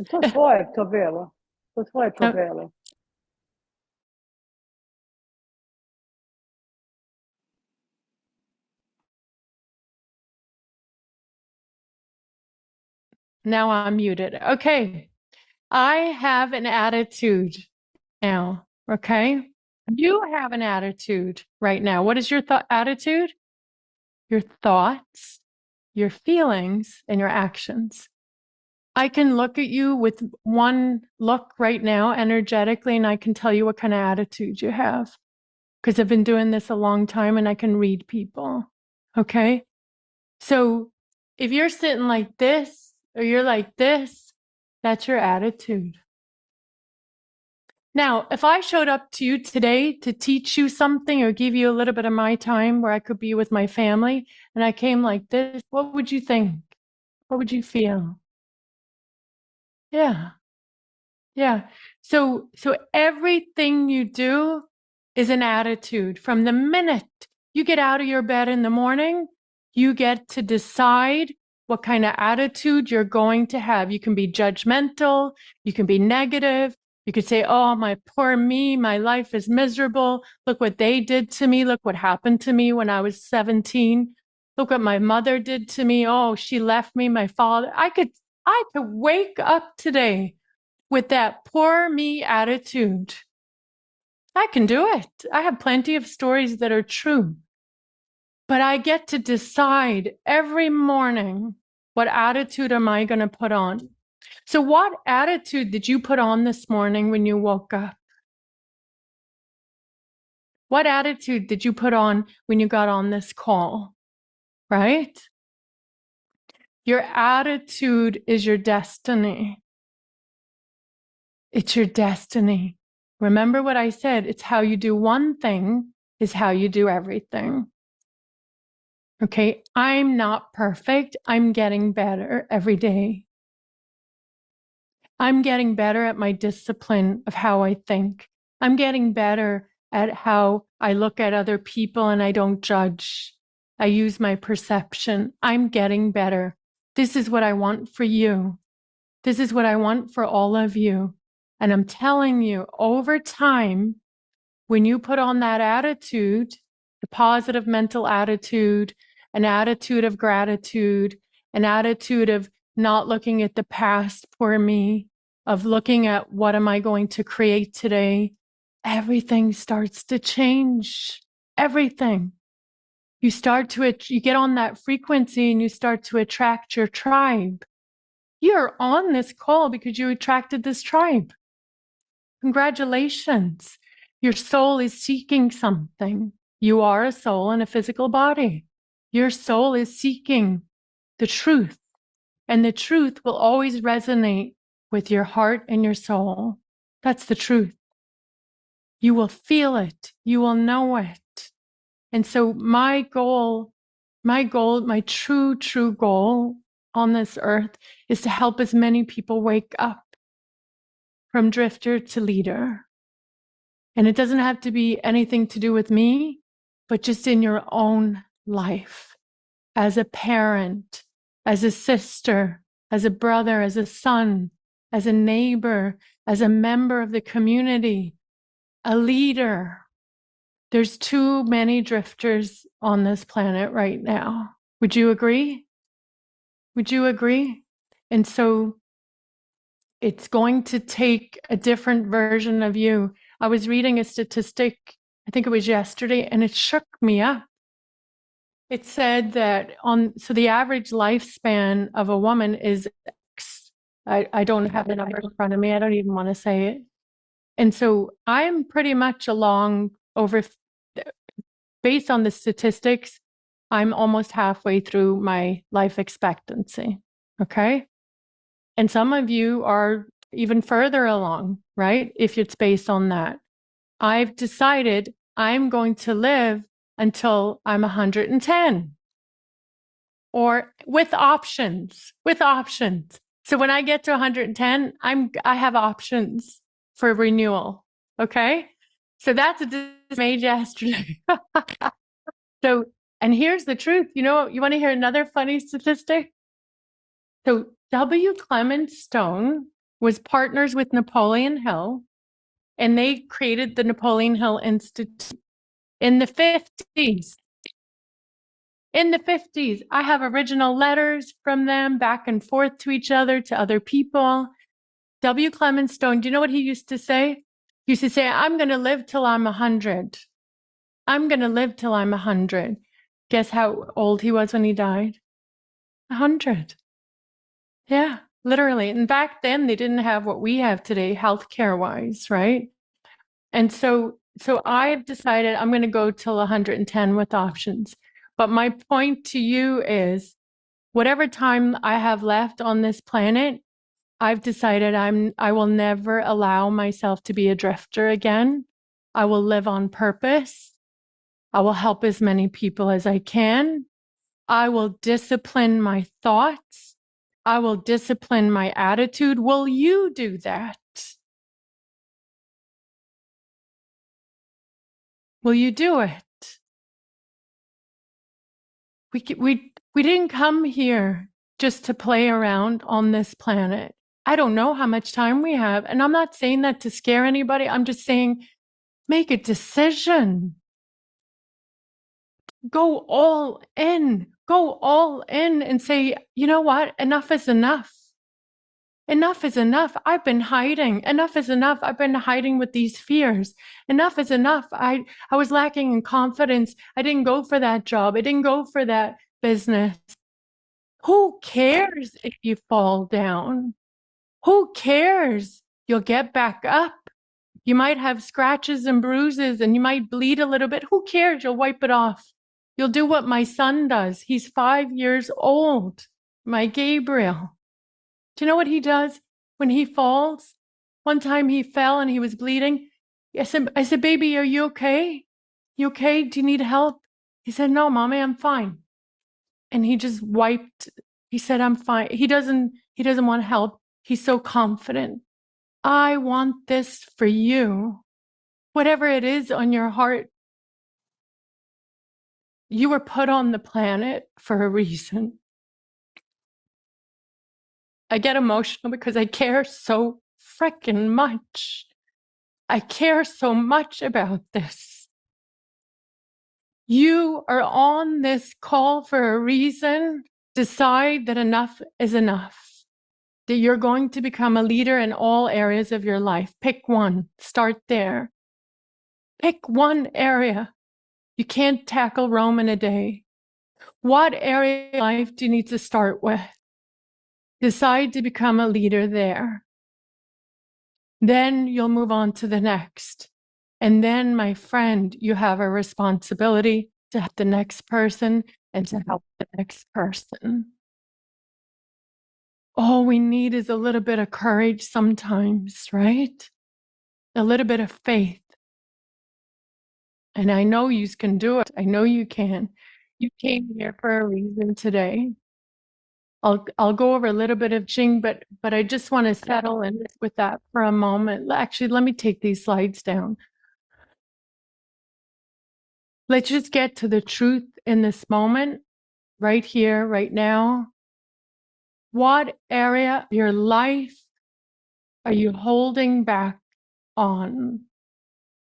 What is it that you're supposed to be doing here on earth? What is it you're supposed to be doing? Put it in the chat right now. Actually, I'm going to call upon people. Come do this with me. Go with me. Okay? I got your back. You want a spiritual warrior that has your back? You found one. You found us. Okay? If it's a little bit of courage, what is it that you're supposed to be doing and that you've been afraid and you've been holding back? Who wants to come up and tell me? Who is it? Stein? Go ahead, Karla. Start bringing people up. Is it Steen? What are you holding back on? Bring her up, Karla. I'm There she holding is. back on my purpose. I have this beautiful goal. Okay. But I'm just too afraid. All right. Read it to me. If you feel comfortable, you can change some of the words if you don't want to get too specific in front of everyone. Yes, I can do it. I actually wrote down my book. this morning Okay. as I was listening You to can you. do it. Yes, I Yes, can you do can. it. Yes. I'm so grateful that I am healing 1,000 people suffering from heartache and pain. I'm deeply fulfilled and rewarded for my service with an increase of income to 70,000 Danish kroner a month. I receive this beautiful dream of mine with ease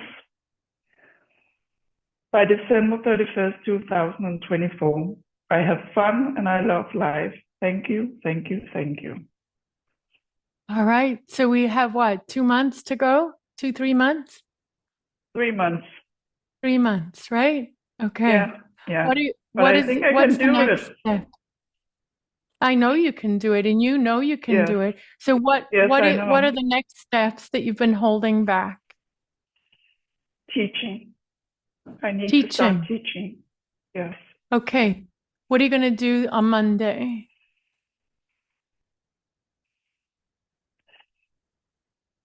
What's the next step? The next step is teaching on the mind. Okay. How are you going to do it? On YouTube. Okay. But I'm so On afraid. Monday. Good. Be afraid. Good. I'm afraid I can't do it, that I'm not good enough yet. Okay. Are you talking right now in front of a bunch of people? No. Oh, yes, you are. I can see 56 people on here. Yeah. So I guess you are doing it, right? Yes. Yes. And you put your hand up first. Yes. So what's the worst thing can happen if you go on, start teaching on Monday? What's the worst thing can happen? I think I'm afraid that I'm not evolved enough to teach anybody. Okay. I think I still have a lot to learn. And do you know what? You probably do have a lot to learn, Yes. but so do I. Because Yeah. the minute we think we know it all, we know nothing. Yeah. Can you speak? Have you got a voice? Yes, I do. Do you have life experience up until now? Yes, I do. What's the best thing could happen? But I help people. Yes. The people that used to be me, actually. Yes. Because I was in a lot of pain and I'm not anymore. Did you hear? Okay, hold that right there. Say those words again and say it from your heart. Say it again. You can close your eyes if it makes you feel better. Go ahead. I was in a lot of pain and I'm not anymore. Yeah. How come? Yeah. What happened? What did you do to get out of pain? I did the work with the mind stuff. All right. Do you think you're qualified enough yet? I probably am. Do you have evidence that you've changed and you're not in? Yes, I do. Yes, Okay, I do. then guess what? You're qualified. Yes. If you help one person, even if you help one person, you're telling the truth, right? Are you telling the truth? Yes. I am. Actually, I was suicidal. I was really low. Yeah. So Yeah. if I could help just one person not committing suicide, that would be, yeah, Then you that would be everything. Then you came to Earth and your life was very, very meaningful because you might just save a soul. Yes, that's what I'm here to do. Yes, you are. And guess what, my love? You're doing it right now in front of 56 people. Thank you. So do you think you could do it into a camera where there's no people? It's just a YouTube channel? I need to do it. Yes. Okay. Because my soul, I'm dying inside, not doing it. Yes. So Monday, you're going to do it and you're going to send in proof. You're going to send in proof to Christina or whoever, get it to me that you did it. I want to see your video. And we will help you. We'll give you pointers. We'll give you feedback. But you need to start Monday. You need to outwit the devil. Would you agree? Yes. Yes. Yeah. You see? Yes. Yes. Congratulations. Thank you, Cleona. One more. I'm so grateful. This is why somebody helped me do this, because I was just like you. I was so afraid. The version of me you all see today, that's not who I was 5 years ago. Even I was different. I'll show you videos one day of me 5 years ago. I wasn't this person. But let me tell you one more thing to think about, all of you, your life story, everything that has happened to you has happened for you. But it's not, honest to God, I think people that have struggled, that have been in pain, that have had hardship, that story and that struggle that you've come out of, it doesn't belong to you, just you. Do you understand? Yes, I do. It belongs to the world to help, to serve. It doesn't belong to you anymore because you got out of it. Now you have to give it away. Do you understand? Yes, I do. Okay, I'm going to tell you one thing Bob Proctor taught me, changed everything. I used to be so afraid to speak like this in front of people. I used to tremble and shake and sweat, and I couldn't even open my mouth. And I remember what he said to me. So all of you, if you're doing work and you're going to help others, he said, Cleona, what are you nervous for? I said, oh, what if I mess up? What if I can't do it? What if I say something wrong? He said, Cleona, it's not about you. It's about them.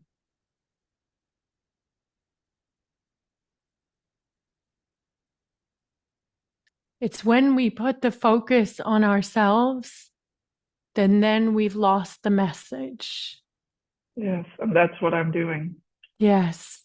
So when you get scared, when you hear that voice come in, your paradigm say you're not good enough, just say bless and release. God bless this thought. I release.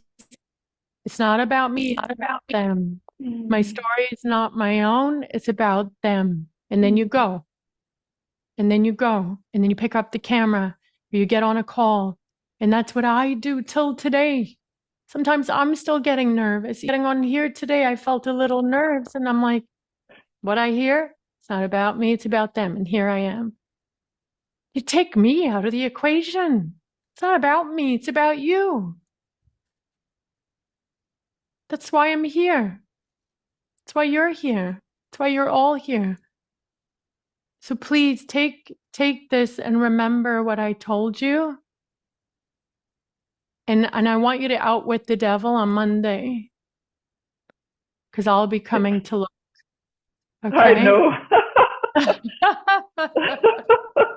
I'm more scared of you than the devil. In a good way. In a good way. Yes, in a good way. Yeah. We're the warriors for the light. I'll say it publicly. Yeah. Thank And we have you. a lot of work to do. And you're a warrior for the light. And you have a lot of work to do. Okay? Thank you, love.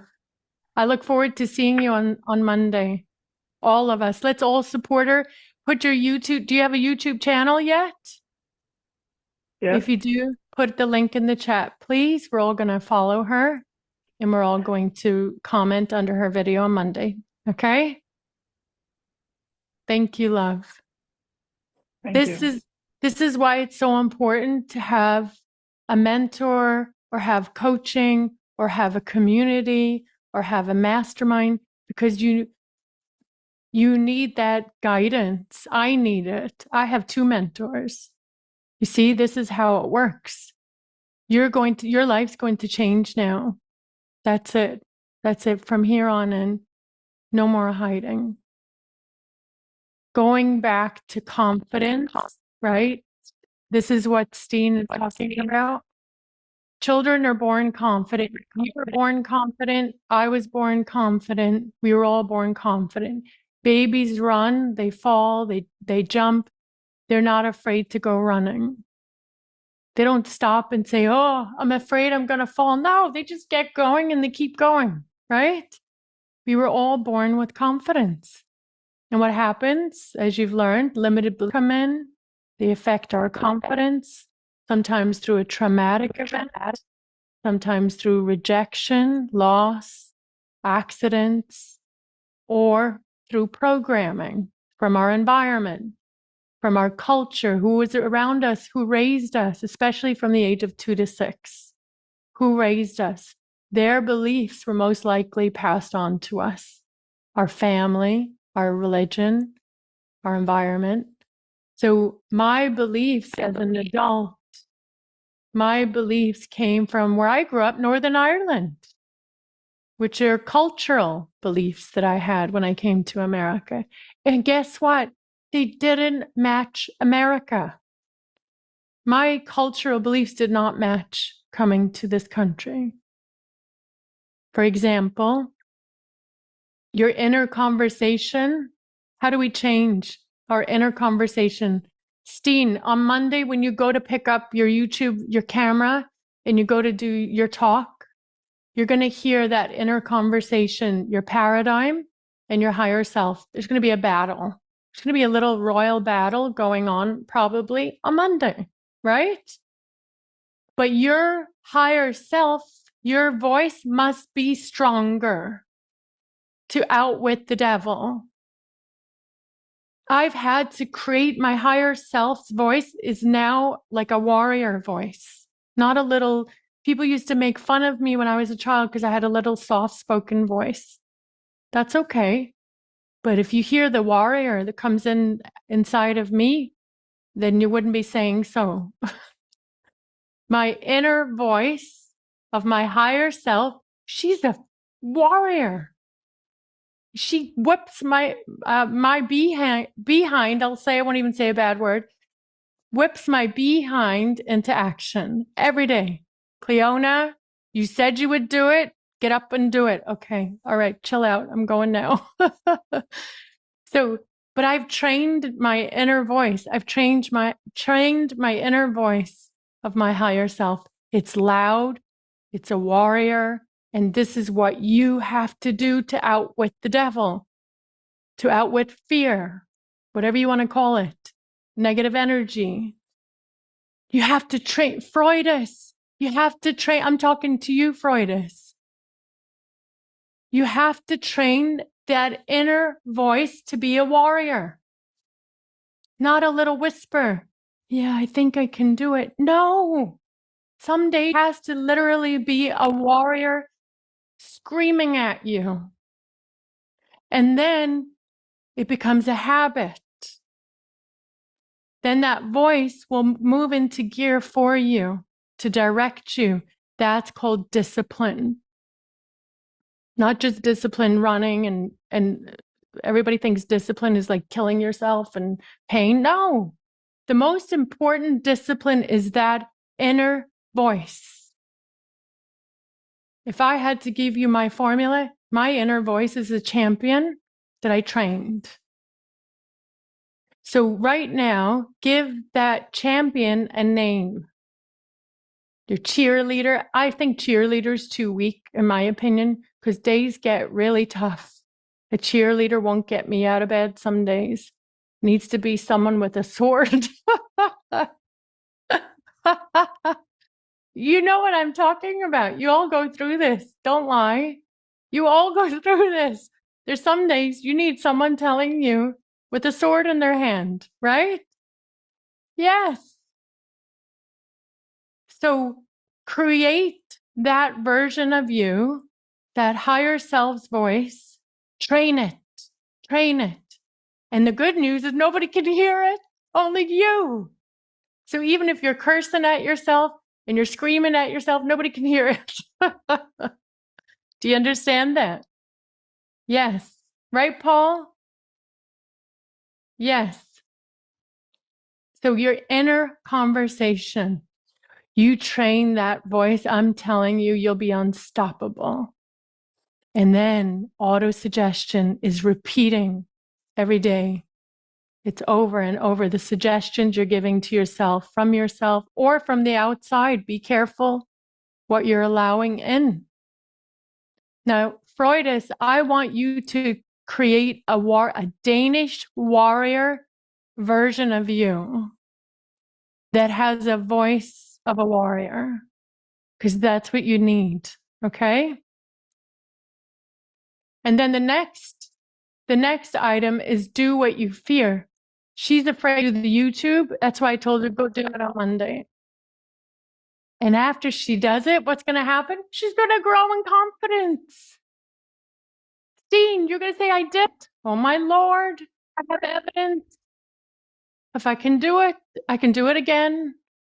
You grow in confidence when you face the thing you fear and you go do it anyways. You grow in confidence. Now, what's a good example of beliefs around money? Here we go.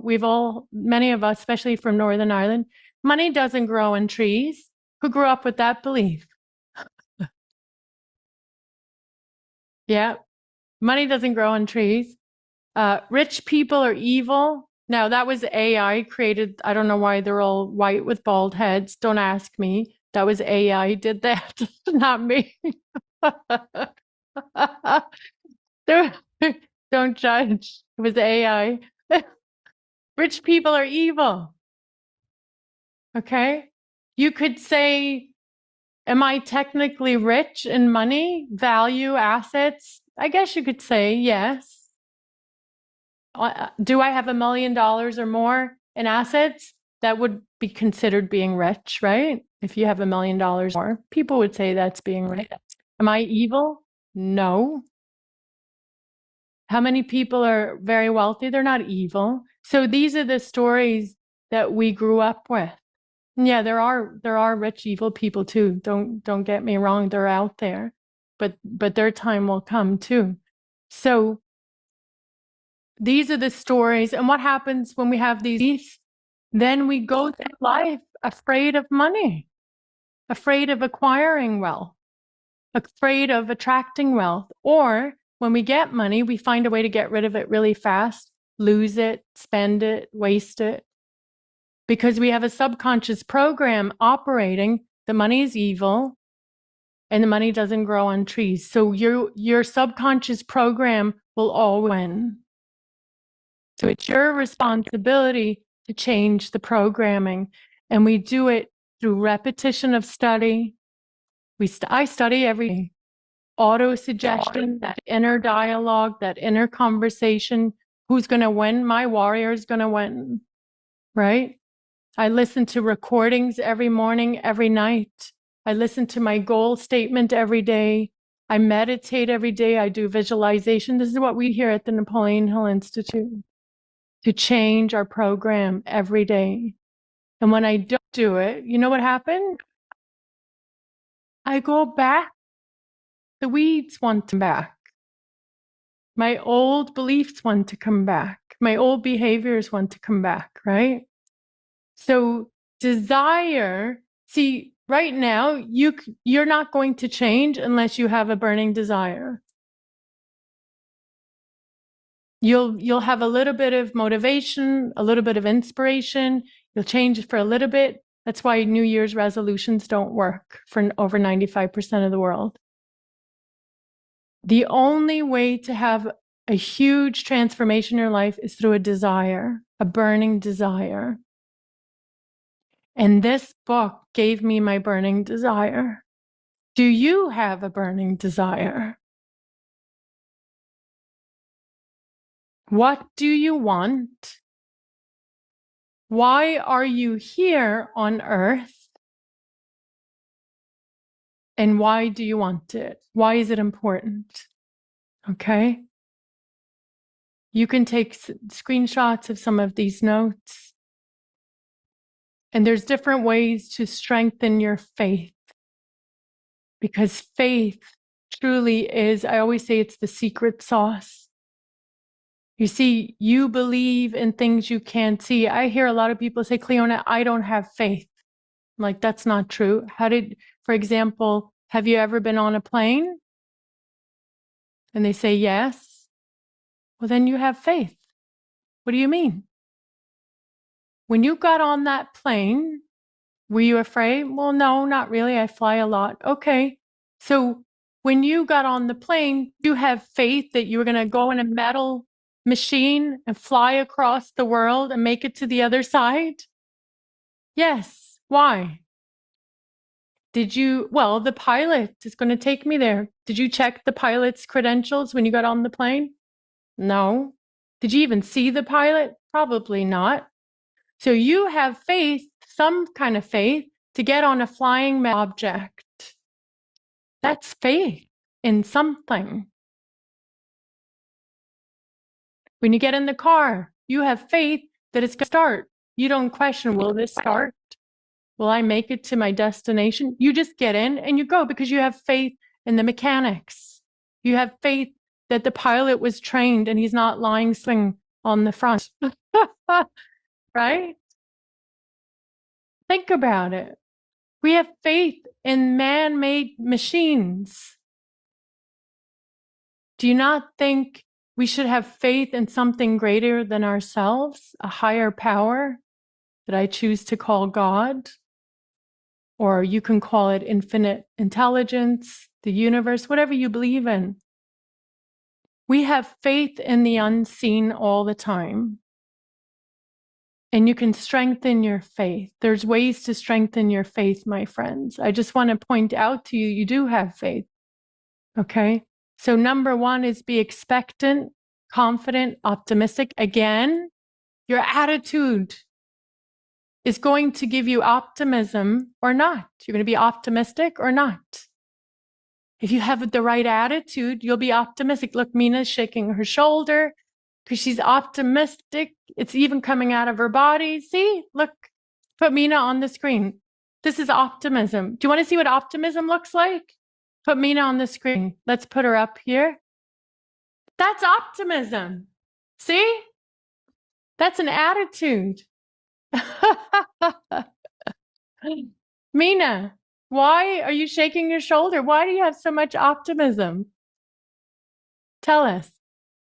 Because life is so wonderful and there's so many possible things for me to do. Yes. And yes.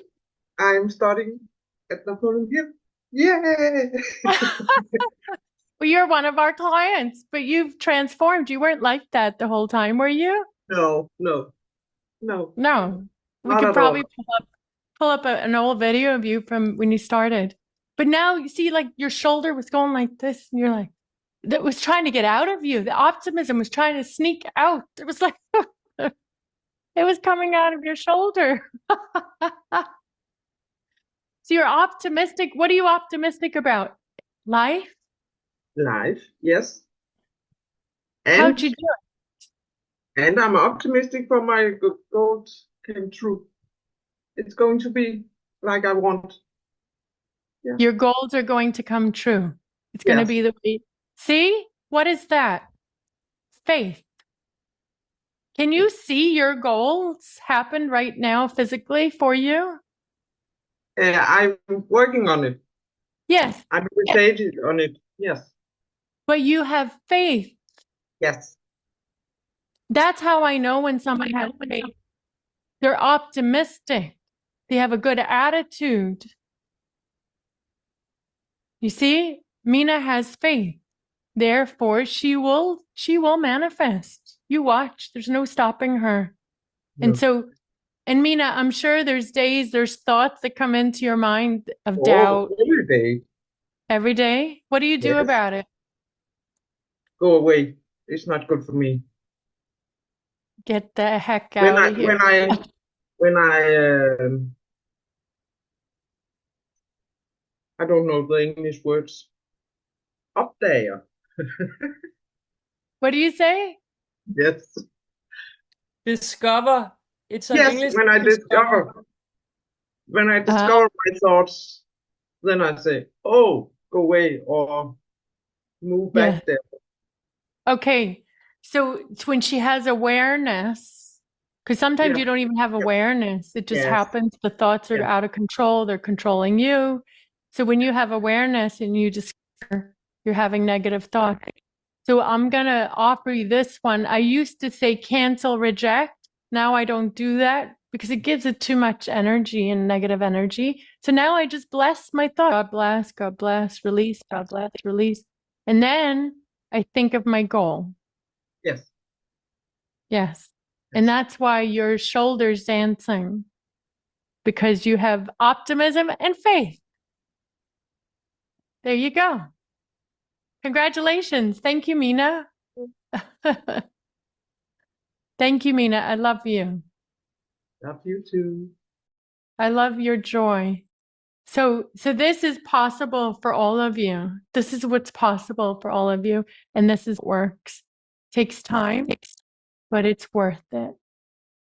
So these are ways to strengthen your faith through auto-suggestion. That's auto-suggestion. When she's aware of her thoughts, she changes her thoughts. She keeps her enthusiasm strong. She's always smiling. She's not discouraged. If she is, she catches it. She charges her mind with interest, enthusiasm, ambition. She studies every day. That's what I do. And if I don't, I know what happens. And then she keeps her imagination. Did you hear what she said? I know what's going to happen. So she's using her imagination for her, not against her. You're using your imagination all the time. If you direct your imagination towards what you want instead of what you're afraid of and what might happen that is negative, this is how you create another form of autosuggestion. And then you keep your consciousness expanding by doing things like this, coming to calls like this, events, training, studying every day. You'll move to higher levels of awareness. And so what is the first step? Decision. She made a decision. Mina made a decision. She said, enough is enough. I'm sick and tired of living like this. I'm done. I'm done hiding. She made a decision. So the decision, most people don't make decisions because they want to know the how first. They want to know the how first. They procrastinate another year. 2 years go by. I talk to them. 3 years go by. They're exactly where they were when I was talking to them 3 years prior, or even worse. We don't have time. I don't have time. I'd rather face my fear and do it anyways. Right? And that's what you must do, my friend. So the how to make a real decision, the key that then unlocks the how. You won't know how to do it or get what you want until you make a decision. It won't show to you. The way will not be shown because you know why? Most people are too afraid. Most people don't have the courage. They revert back into safety. What's safety? What's comfortable? What's normal? What's familiar? Sitting on the couch. I bet you sit in the same chair when you go to the living room. Don't you? And I bet you get the same pillow when you go to the living room and you put your legs a certain way, right? Yes, you do. You pick the same chair, the same pillow, you put your legs a certain way, and you grab and this is what's familiar. Okay, I'm challenging you to go sit in a different chair when you go home. Sit even in the kitchen table. Do you all go to the same chair? Yes? Yes. I know, I do too. It's the one at the top. It's the most comfortable. And I can see everything. I love it. But then I catch myself, I'm in a program, I'm in a pattern. So for me to get changes in my life, I have to do things differently. So you have to make a decision. And then it's a brave, uncomfortable decision. And then the how starts to appear because you had faith. You had faith in the unseen. Napoleon Hill had 60 seconds to make a decision when Andrew Carnegie gave him the assignment. 60 seconds.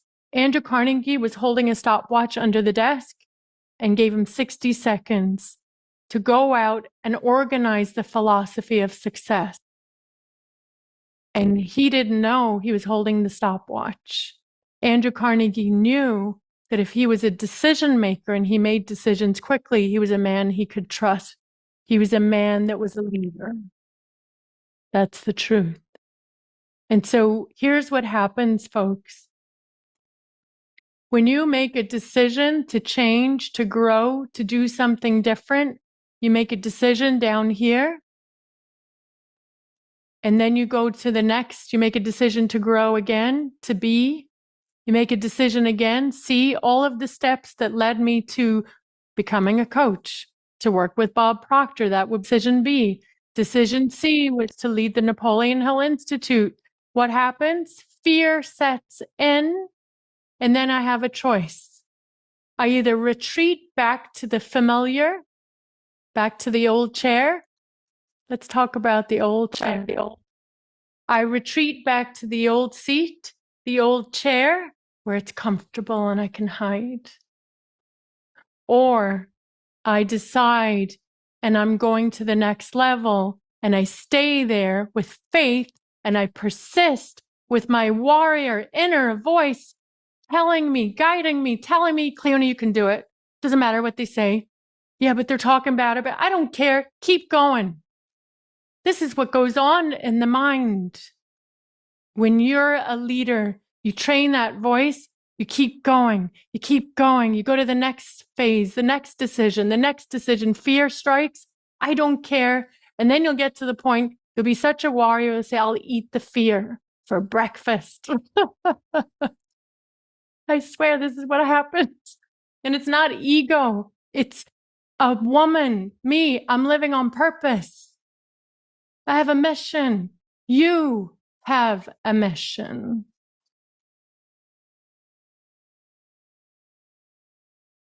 You have a mission.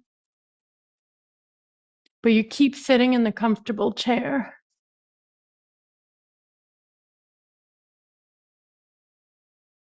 What do you need to do? What decision do you need to make today with courage and train that inner warrior voice? This is what I want you to do today. Okay? Will you commit to yourself? Will you commit to yourself? And so that's what I want to talk to you about today. If you want to become a leader in your life, then you're going to have to get out of the comfortable chair and you're going to have to make a decision and you're going to have to train your mind and we can help you, my friends. Okay? So let's go together. I have your back. Our team has your back. And so I want to invite you, if you want to join us at the Napoleon Hill Institute, we have something very special for you. Okay? Karla is going to invite you. If you're not part of the Institute and you're not studying with us yet, you should be. If you don't have a community where you're studying every day and people don't have your back, come join us, okay? Karla, go ahead and invite them. Yes. And if anybody has questions, I'm happy to stay on at the end, okay? Thank you so much, Cleona. Thank you all for joining us. Look, this is a special invitation for you that joined us, for you that clicked on the link, spent your Saturday with us, are watching live. I know we are live on YouTube, on LinkedIn, on Facebook. This is a special invitation. And you know what's funny? Myself, Cleona, Christina, some of our coaches are here. Some of the people that are already in our programs are here. We're obsessed. We love this. But we couldn't have been here if someone did not ask us and invite us.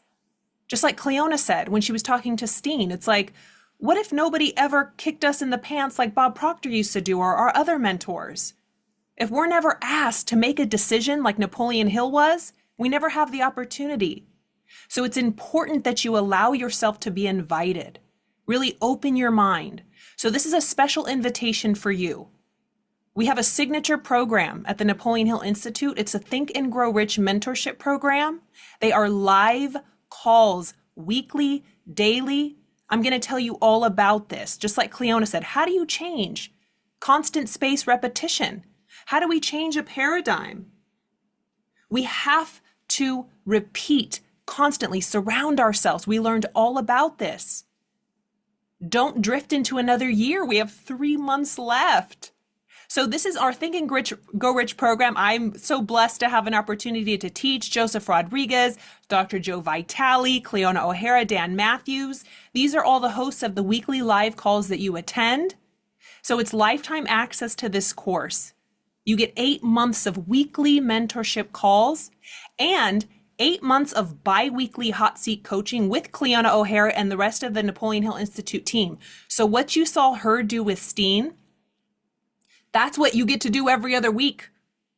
You get to be on that hot seat. There's no person left behind.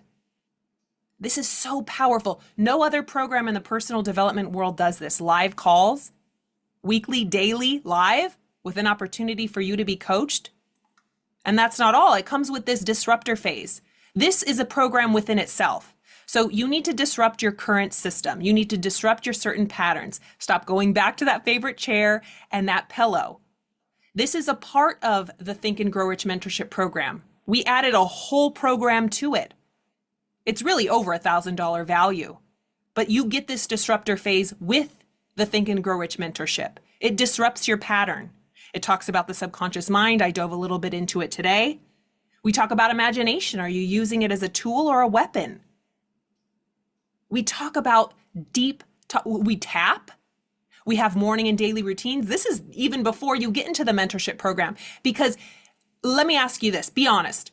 Have you taken programs and you take program after program, coach after coach, do these little workshops after workshop and still nothing changes and you're kind of left? Because if you do not disrupt your current programming, no program on earth will help you.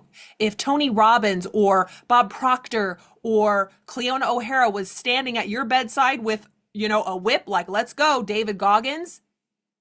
If you don't change your programming, the moment they leave, you're going to go right back to your favorite couch and your favorite pillow. So we have to disrupt. That's the very first step, which is included in this. Then we have the self-discipline camp. A lot of you are already a part of this. This is a part of disrupting your system.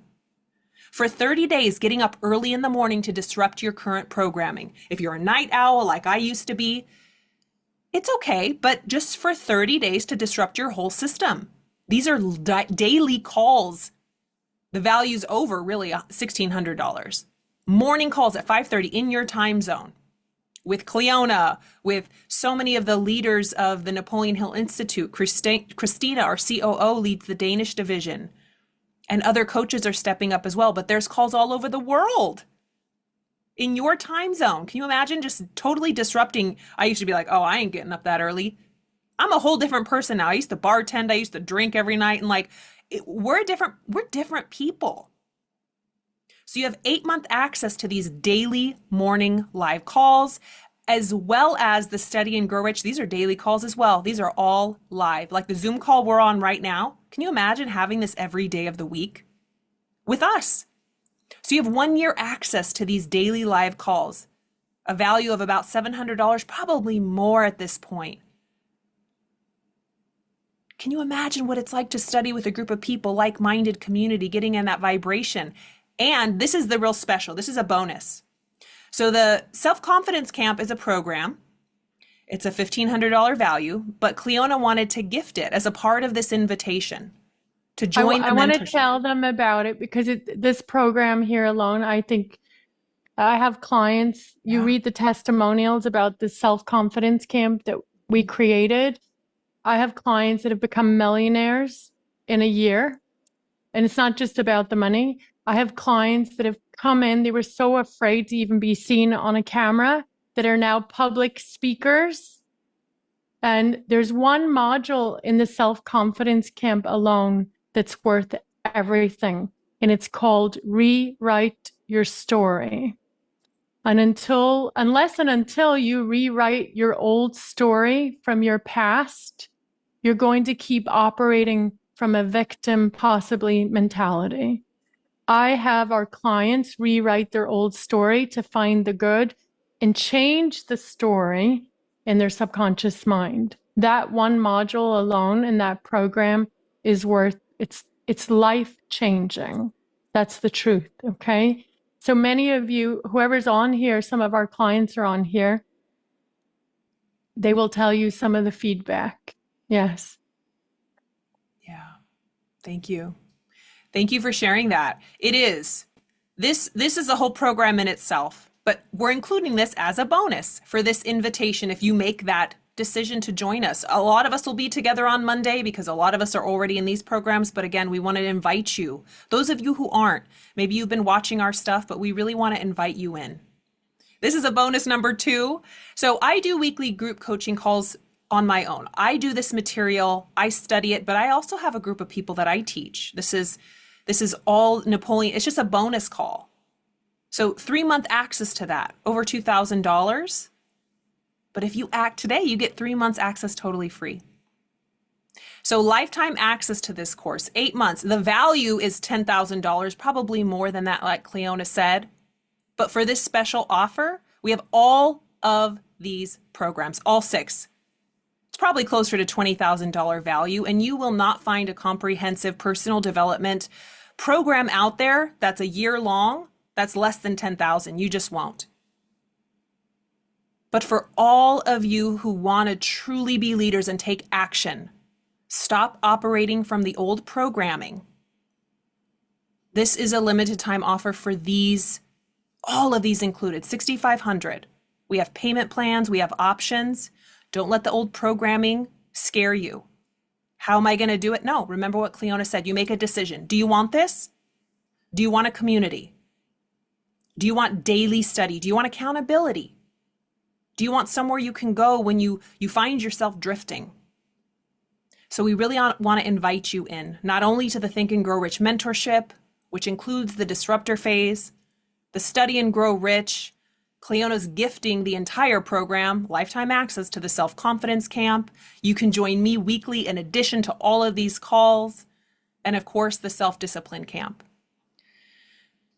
So I just want to thank you for all of your time. I'm going to put right now, if you want to talk right now, I have time today. I'm going to put a link. If you have any questions, if you have any concerns, or if you're ready.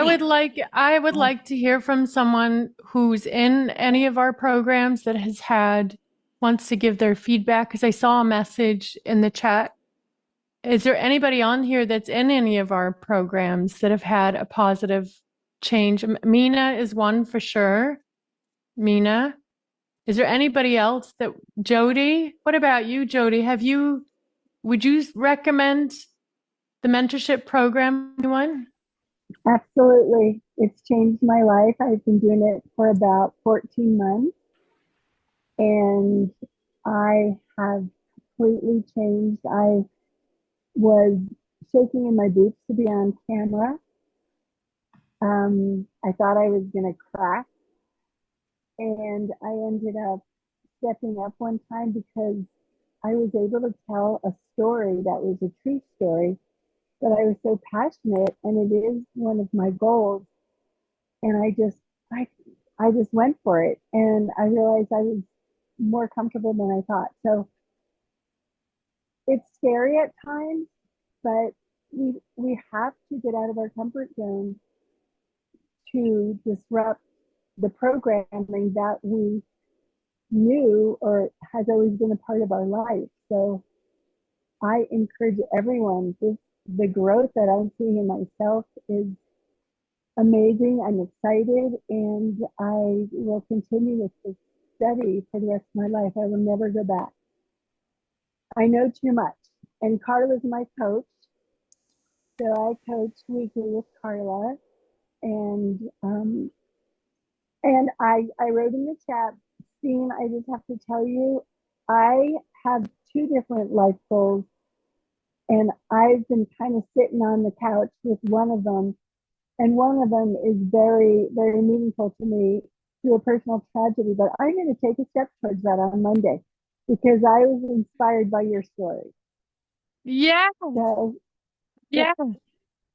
I love it. I'm indebted to this program forever. Wow. Thank you, Jody.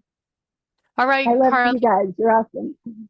I love you, Jody. We love you, Jody. Keep going. Monday, we're going to check in with you. Oh, yeah. Thank you, Jody. I love Carla, you. you go after, make sure she does whatever it is she needs to Oh, do. my eyes are on you, Jody. I got you. Got it. Amazing. All right. If there's anybody else, please do share. I just want to invite you all, if you have that feeling in your heart that you want this community, you want results, I'm always giving my best. And our team, we have the best team on the planet. I'm not just saying that. We serve from our heart. We'll help you. If it's something you feel calling you, just book a call, ask questions, and come join us. Okay. Bindu, beautiful Bindu. She's in my morning class, my morning study. Hi, Yes. Bindu. Yes. Hi, how are you? Great. Actually, I was going through lots of emotional problems and I was never optimistic. Sorry. Oh, Mino. You got this, Bindu. You got this.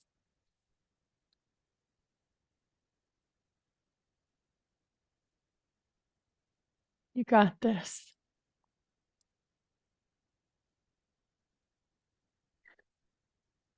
But now I have faith.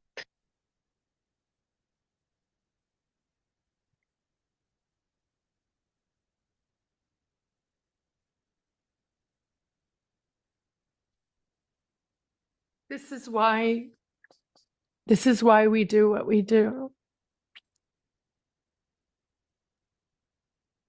You have faith now, Bindu. How does that feel? Yeah, Yeah. And now you have optimism and faith in your life, right? yes. Yeah. I'm so grateful. How long have you been studying with us? It's not that long, is it? No, just actually I joined from September 10th, but in your session from September 12th. September 12th. And when's the last time you had faith? Actually, the day you said whenever we get a negative thought, we should just bless it and leave Bless. it. Yes. And I kept doing that. Whenever I get a negative thought or negative, I have to face a negative situation. Yes. I does that. Yes. Okay. Okay. And So now, what I'm are you feeling optimistic more free about? now.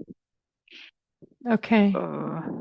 Actually, I don't have a job now, so I was trying for it, and uh, I was worried whether I'll be able to do better when I get a job Mm-hmm. because my age is a problem actually.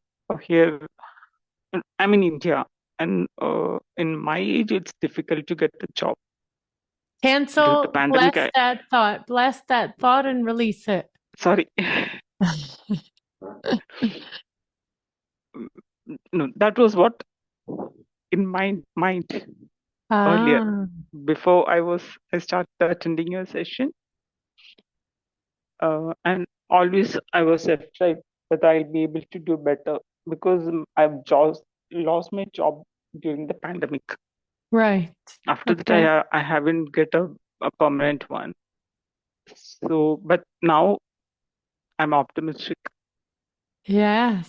I know Yeah. I'll get one. What do you do? What did you do before the pandemic?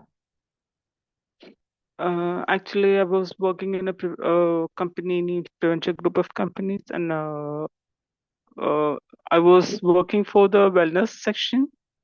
I was doing, I was an administrative in charge, but uh, I have practiced bioplasmic modulation therapy, BPM therapy. It says it's a Wow. spiritual healing. It's a spiritual healing thing only. Okay. So I was practicing that, Yes. and I was attending the cases also. Okay. But Well, unfortunately, I had to I'm gonna quit it. do something for you, okay? Well, I'm gonna gift you the self-confidence program, okay? And I'm not Okay. only gonna do that, I'm gonna introduce you to a man in India who is known as the Mm. Andrew Carnegie of India. And he's the biggest steel business tycoon in India. He's one of our clients. And I'm going to introduce you to him, and he's going to help you get you a business or job. Okay? Okay. Thank you so much. Yes. Yes. We're gonna help you, Bindu. Okay? You just keep the faith. Your faith will always be rewarded.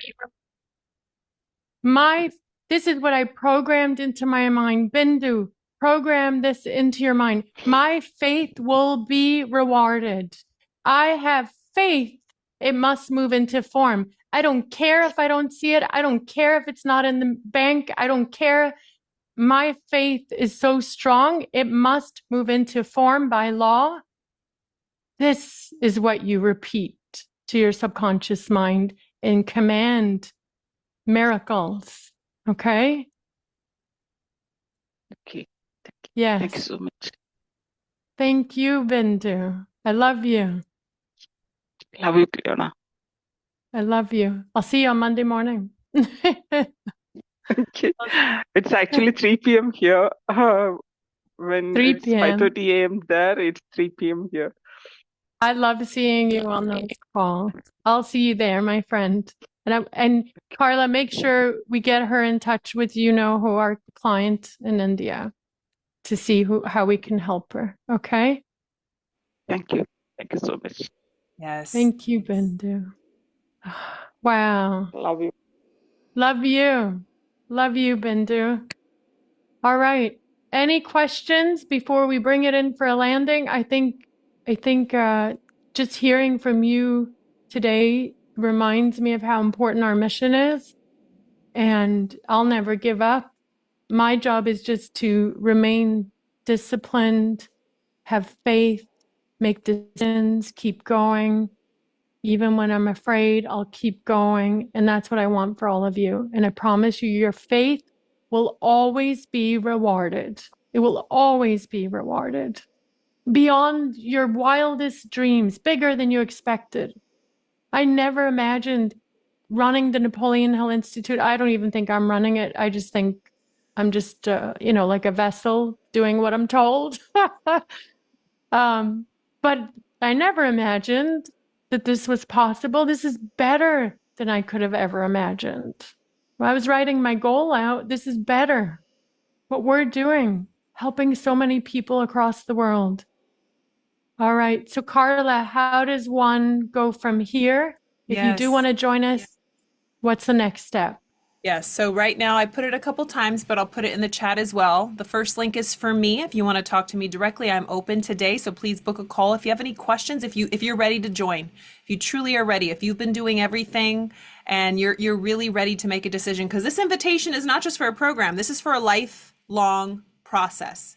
I am inviting you to awaken the leader within and to start a complete different life. This is a lifestyle. We eat, breathe, and live this stuff. So that's the invitation. This is not for the faint of heart. So if you're truly ready to make a decision and make a change, you don't have to know the how. Don't let questions. Think about when I offered this. Let's do this. I'm going to share my screen. Let me open it up. I hit it, but I'm going to open this. I want you to be honest with yourself. Because I saw in the chat someone said, what's the cost? And I think, well, didn't I just have the slide up? I think I just showed you the cost. But it's interesting that, is that the first thing that comes to your mind? Be honest with yourself. So here's the slide again. I just went through every single thing. Over $16,000 value, $6,500, that's the cost. But I want you to think, is this the thing that's holding you back? Remember, forget about it. I understand, trust me, I've been there. But if you make a decision, you don't have to know the how. We have payment plans. That's not even an issue. Do you want it? That's what we really want to know. Do you want a change? Do you want to be held accountable? Do you want a community? Do you want to disrupt your paradigm? Do you want to step into your purpose? Do you want to help other people? If you're here and you're attracted to this, it means because you've been in a dark place. Now it's your turn to pass the torch. It's not about you, but you must make a decision. You will take no action unless you make a decision. So that's the most important thing I want you to hear today. I put the links in the chat. Take advantage of it. This is the price. This is it. There's, like I said, no other comprehensive program out there that's less than $10,000. And remember, it's not even this program. We're offering all 6 of these. So I just wanted to share that. So if you're ready to make a decision, click those links, book your call.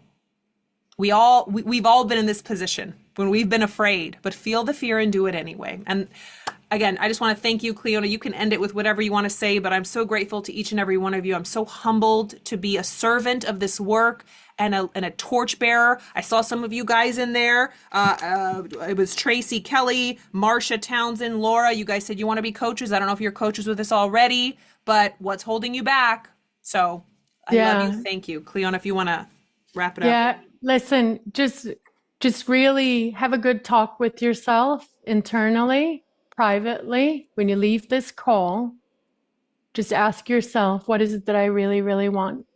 And make a bold, powerful decision that you're going to take a big step. And think about what's the best thing could happen. What's the best thing could happen? All right? We don't know how long we're here. I've decided to be a leader. How about you? Have you decided to be a leader, my friends? Your faith I'm going to leave you just with this. Your faith will always be rewarded. Be brave, train that inner voice, and I hope to see you on another call on Monday or one of our calls. I look forward to seeing you again. Thank you, thank you, thank you. Thank you to everybody that joined. Jorgen, good to see you, my friend. I always love to see you. Is it Kaloyan? Lovely to meet you. Nice to see you. Beautiful energy. Maria, lovely to see you, my friend. Orla, I'm sure she's Irish. I love you all. God bless you. I'll see you all on Monday. Thank you, Karla, so much. And to our team, I love you all dearly. Let's keep bringing this light, make it brighter, bringing the light to the dark places. Let's become leaders and hold your faith. Okay? All right. I love you all. See you soon. Bye. Thank you. Bye, everyone. Thank you.